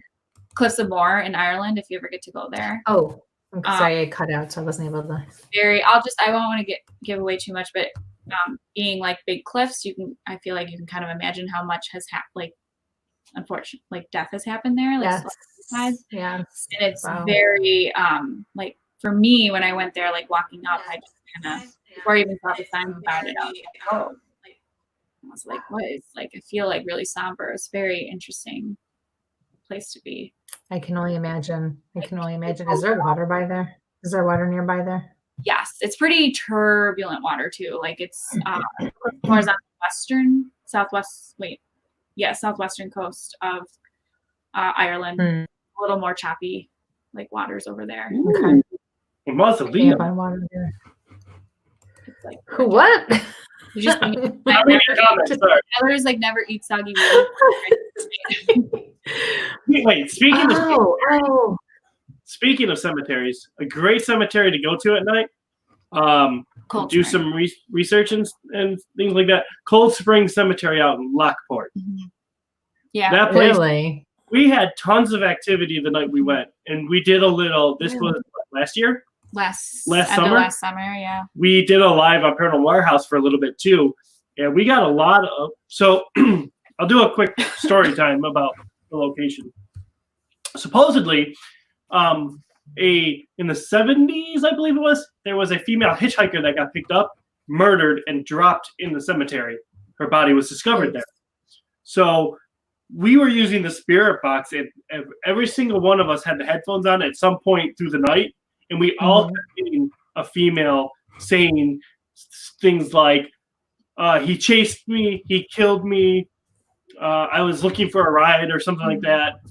Yeah, and there's been like further reports of people that are trying to like just walking through there, and they think they see like someone trying to catch a ride. Yeah. And they like pull over and try to help them, and no one's there. And you can go at night and investigate. If you call the owner of the cemetery, she'll inform the cops that you're going to be there, and you can go there. Really? That's cool. Yeah, that is cool. Where is that in Lockport? It's right off of. Is it off the? I know Rick Perry can tell us. I know he's in here. Oh, it's in his backyard. According to Rick, it's in his backyard. I can't remember. All right, Rick. Which part of Lockport do you live in? It might be off 93. Yeah. It's a pretty big size, and like if you go further towards the back, that's where like the older part of the cemetery is, where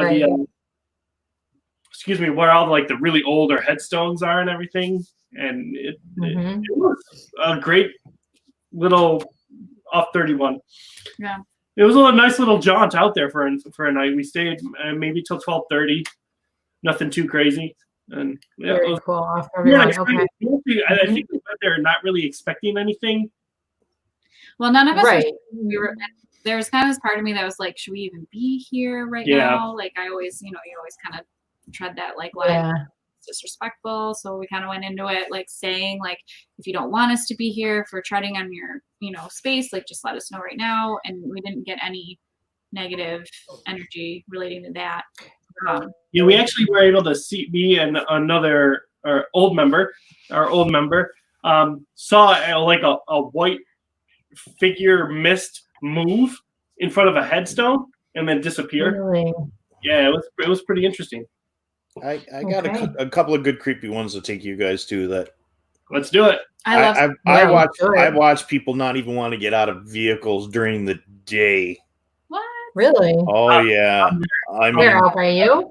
Yeah, out by me. It's actually yeah. It's I've been in multiple cemeteries, and but this one. The graves are from like the 1700s, and they're still got fresh flowers on them. You're kind of going, how, who, where are still putting stuff on? Yeah, family lineage right there. Amazing. Yeah, creepy. Hey, we could social distance to do that too, because it would be outside. See, you can, yeah. I like. Yeah, Forest Lawn that'd be Cemetery, fun. you can't investigate there, but I love running through You there. can It's like one walk of my through it. favorite places to run. Which one? Forest Lawn. Oh yeah, sorry. Every time you say a name of something, it freezes and glitches. So I always miss the name of what you're saying. Too. But yeah, Forest Lawn. Really? Like Yeah. people would literally tell me, they're like, you go to run in a cemetery on purpose, and I'm like, yeah, It's amazing. peaceful. I mean, I think there's a It's lot of actually people that do set that up at Mount there. Hope in Rochester because there's a lot of Yeah. historical people. Like you guys have Forest Lawn, we have Mount Hope here. Yeah. yep. Mhm. There's a lot of They do that so people can go because there are historical people that are, important people that are buried there. And I mean, crypts, we still have the crypts that are above. It's gorgeous, Yeah. and they do it so people can see the history and enjoy it and pay their respects. And they make it a beautiful, peaceful place on purpose, I mean, you can visit Rick James. Almost everywhere we go, like on vacation too, we end up like walking through a cemetery. Like we walked through cemetery in Ithaca, Salem. Salem, their cemetery. that. We're gonna have to go here. Ooh. What? All right, time to go to Green Bay, Wisconsin. Wow. Hey, Wisconsin, that's good. We can go out. We can do a little Bigfooting with Jay, chase a little beast of Bray Road. Oh, yeah. And he's got a Wisconsin Paranormal. Yes. Hey, road trip. Road trip. Not too Love a far good from road. Chicago. God knows I need one at this point. Yeah. There's another question in here. Have you been to a historical cemetery in Syracuse? Michelle, is that the one that was behind your old apartment? Because if so, then yes, I walked through it with you. We didn't call her out, man. Yeah. We didn't call her out. I walked through it. Yeah, we've had a lot of fun together in college and post college. That's so funny. She's like, duh. Don't you remember? Come on. Listen, you can't call your friends out, then who can you call out and make fun of, right? Yeah. And they help me with questions. That always works, That, Anybody who knows me, Right? I'm usually like very honest. That's Sometimes true. not realizing how honest I can be, and then I'm like, oh, like sorry, I didn't mean to say that. But so It happens. She's laughing. She said yes. where in the world, if there's a place that you want to go to investigate?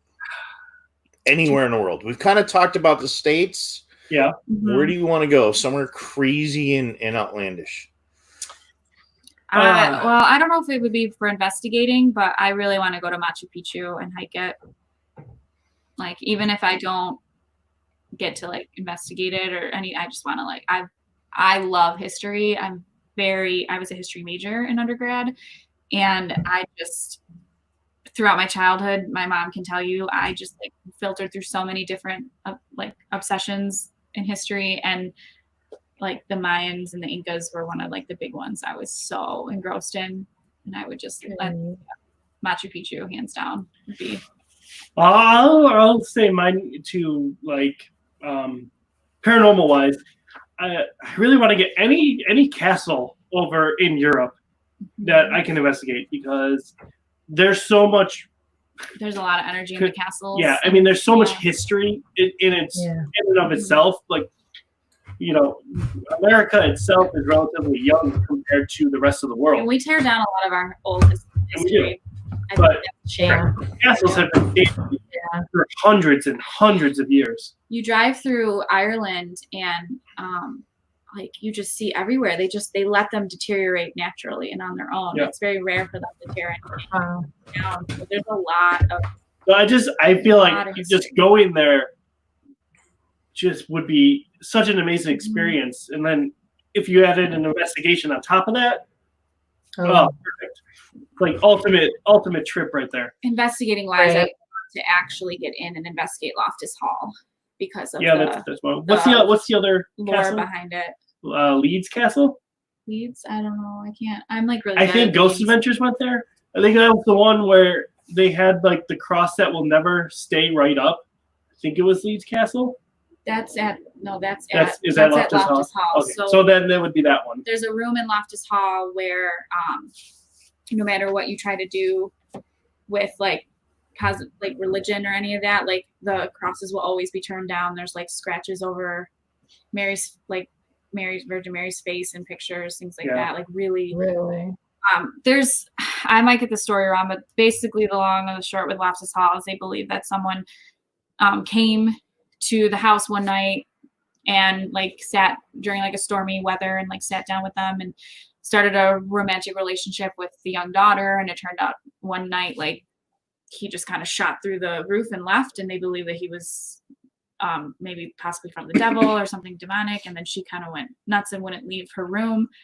And it's just so much very interesting stuff going on there. It's interesting to me because I'm on the fence about where I stand with like demonic things.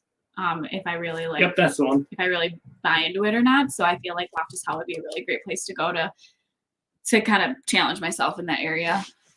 And yeah, I think it would be amazing. If we want to stay state-wise, there's a whole bunch of places we haven't gotten to yet that I would love to go. West Coast stuff, but Bushy Mountain, Trans-Allegheny. I'm the only one who's not frozen. Go figure. You're the only one frozen. Let's bring you out. Let's bring you out and bring you back. Wow. Oh, no, she's just a spinny thing. Yeah, wow. Hello, Kristie. She went away. Oh, there. Wow. Yeah. She's just a pixelated version of herself. Like Minecraft. We're building Kristie. Mike is the one who's gone. Can you see me? You guys froze? Oh yeah. You guys froze, and then Mike was just gone. No, I don't know what's going on. There's too much energy. Yeah, you're pixeling out. I'm good for once. Yeah. We started questioning that demonic stuff, and everything went to crap. So I was like, "Ooh, that's not a good sign." We've seen that happen before. What? I blame her. It was all her fault. Yeah. Shots fired. That's probably true. Oh, there he is. Okay. I'm here. How could you forget this ugly face? Are we back? Yeah, we're here. You're here. Well, we didn't say we forgot it. We just said we lost it. Yeah, I'm loving these questions. This is awesome. Anyone else have good questions? Wait for some more. Hey, Kristie, you're here? Wow. Yeah. What? Oh, you know what? Yeah, we're live. I'm done. That's it. Let's go. Leave it to the medium, not to see the future or the past. I can tell you what your near future is going to be like. Yeah. I don't think I want that future anymore. Yeah. Yeah. I'm going to be hiding back behind the screen again here. Yeah. There was another question on, you guys mentioned the motion lights. Are there other pieces of equipment that you'd like to have? And that was way up above in the questions. Yeah. So my next piece of equipment that I'm buying, probably next week. I love the look you just got shot. What? Oh. What? It's probably an EDI box. And basically it's a data logger. So it has the ability to log data in real time, and then you can watch it back. But basically it measures air pressure around the device, temperature, EMF, and vibration. Really? All in one. And then it logs that data. So you can see on a graph where, like, if something happened and the air pressure dropped or temperature dropped at the same time. Wow. So that's pretty cool. So like, Joe, I know Joe has one that he uses, and it's a really amazing piece of equipment. I've noticed that the new season of Ghost Hunters has started using it as well, and really, they've had some interesting things happen with it too, with like random air pressure drops, which is kind of unusual. I was going to say, don't you have something Physics like that? Toolbox? There you go. It's right there. It's in your phone. It's free. They have a paid version. Ooh. Doesn't like me right now. Rick, but it has G-force meter. It has a gyroscope. It has a barometer, roller coaster, prox meter, magnetometer, compass, GPS. I still don't know about the phone one. Color detector, sound meter, oscilloscope. I'd love to generator. Testing. I'd love to put the phone up next to like an EDI box. That's right. And that would be a good way to test. Because I've done that with this one app accuracy on my phone, Ghost Detector with an Ovilus, and we've gotten some similar things. And I'm like, okay, maybe there's something to this. It's interesting. Yeah. Because it's neat to have something like that when I say, because when I feel spirit come up next to me, my left, it'd always be my left, and it's always really cold. And you can feel it, and you can feel the difference in my hands, but it's cool when somebody has a piece of equipment that can come over and say, woo. And actually, I think you were doing that at Anastasia's event center, weren't you? I've done it there. I did it when we went to the Lafayette. I was just going to say the basement of the Lafayette when we were down there. Well, yeah. And Tim Shaw and I sat in the background, and every time that Joe was doing the EVP, I put on the infrasound detector, and you could see the infrasound detector where things were going, and you can kind of go through. And we've used the physics meter app while we've been out bigfooting, and I asked a question about tobacco once and got all spikes in energy and everything else like that. It was really interesting to kind of watch. An actual energy app, and I work with a biologist, and so it was kind of like scientists is looking. He's the one that showed me the app, so we got two apps going, one with like a geo fence going, and it's like I said, it's easy to use on your phone. Yeah, so I would love to put it like the phone app with the EDI box together and see if they kind of have the same and everything, just to add some validity to everything. You know. Right. I know, because it is hard. You have to watch phone apps, especially the different kinds of phone apps. So who's to say that, one of those voice box apps isn't different than the EDI app or whatever the heck it is, because they're measuring different things in there. But yeah, you never know. I mean, technology is coming such a long way too, Yeah. Oh, for sure. As phones get more crazy looking and more crazy technology in them. Yeah. They do a lot more than they used to be able to do with your standard flip phone. Yeah. I mean, I wouldn't use, I know a lot of guys like some of the Ghost Box software and that kind of thing. And, this is more of it's using what's in the phone. That's so the accelerometer or whatever, it's what your phone's using to see if you've got it turned left, right. It's using the light sensors. It's everything that's there. I mean, that box is probably a lot better, but if you're looking for something for in between, and unfortunately my phones are never off because I usually have something hooked up to a thermal camera or a night vision or so there's always one tablet running with me. So you always have to remind me, hey, put yourself on air mode or something like that. But so I know Kat wanted to say her piece of equipment too before we got on. Oh yeah. So for me, I'm kind of taking a step back personally from all the crazy tech stuff. I think because it's too much for me. Mm-hmm. It's like too much. It's like all the different spirit boxes are cool, but it's just a lot for me to take in. So I'm looking to we have one Panasonic 4K camcorder that Tom bought. I would love to get my own so that we can have two. And we can kind of do more of our own individual things on investigations, because right now we can't really be apart because we literally have just one camcorder that really works well. So I'd like to invest in that.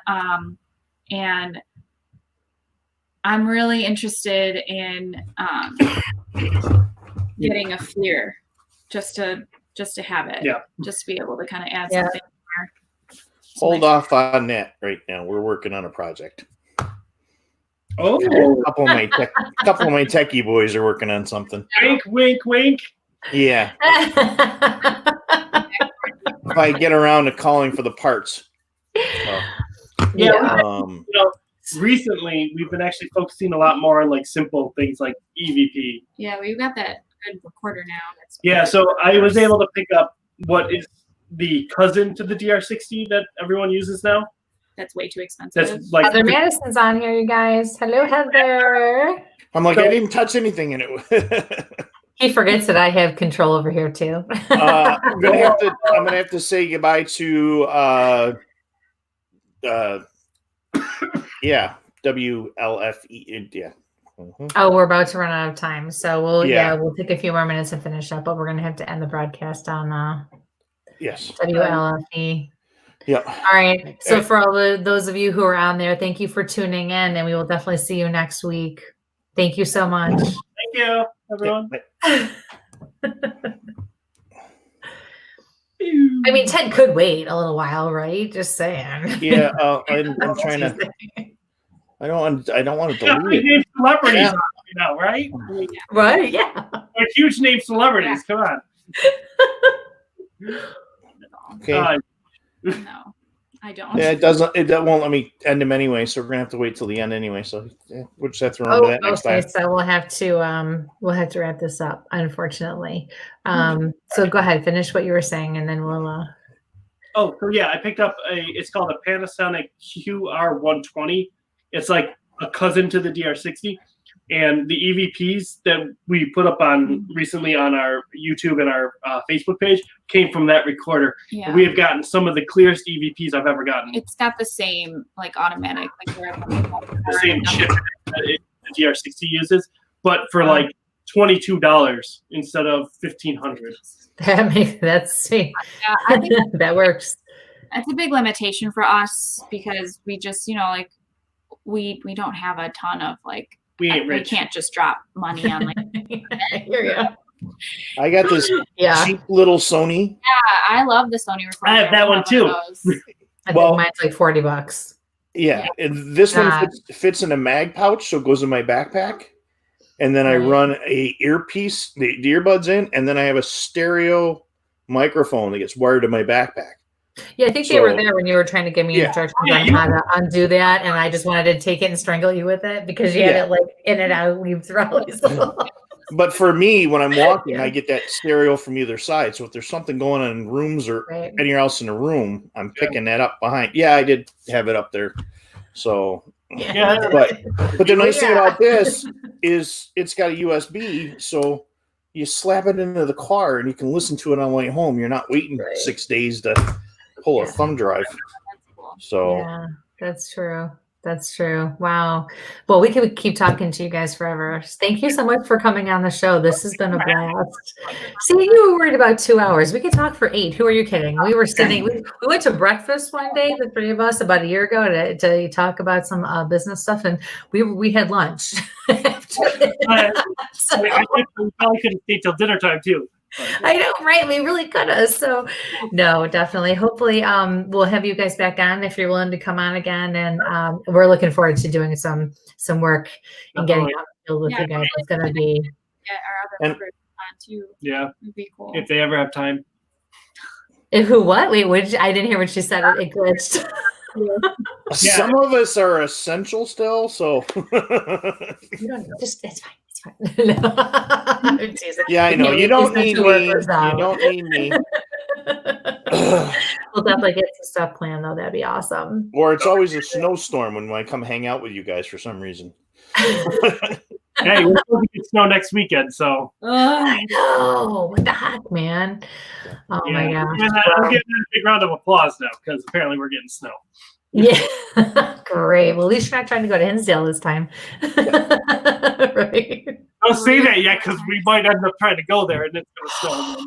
Well, you already know it's going to snow ahead of time, so don't try to go there next weekend. You'll be fine. Right? Yeah. Come on now, work with me. So, so thank you for everything, and thank you for taking the time to come on the show and talk with us. It was really cool. I learned some things I didn't know about you guys, which was even better. So, and thank you all of you out there for joining us and for asking your questions. Excuse me, and supporting the new Awakened Paranormal Research with Tom and Kat. So next week we have Melanie Rimkus, who is a medium and Reiki master, and she has her hand in so many things, even Bigfoot. So spread the word. We're going to have a lot to talk about next week. And then the following week, we will be doing another reading show, and I will be doing a live Q&A show in 2 weeks. So yeah, so please continue to social distance and do your best and look out for each other and stay safe and healthy. And let's get through this because it's going to be a while still, I think. So, but we will do everything we can. What's that? Be kind to one another. Absolutely. All the time. I've seen a lot of really, unfortunately, harsh things on social media, which has driven me to not really check it much anymore and confront some people. Yeah, I've been off Facebook for 48, almost 72 hours at this point. Mm-hmm. So I don't read a lot of it anymore. I just kind of scroll. Yeah, I don't be locked indoors all the time. It takes a toll on you for sure. It can. Yeah, and it's happening to all of us, so we have to remember that. There's so many people who are starting to try to break out. We can't do that yet. Yeah. But until next week, everybody stay safe and healthy, and we really appreciate all of you. Please spread the word. And we will be looking for you. If you need to contact us, you can do that at where'smysage@gmail.com. And you can also find Awakened Paranormal on their Facebook page as well, and find all the different things that they've done and check them out as well. They're a lot of fun. So, all right. It's been a blast. Anything else, Michael? Oh, thank you all. All right. Bye, guys. Right. Stay safe and sample on. Thank you.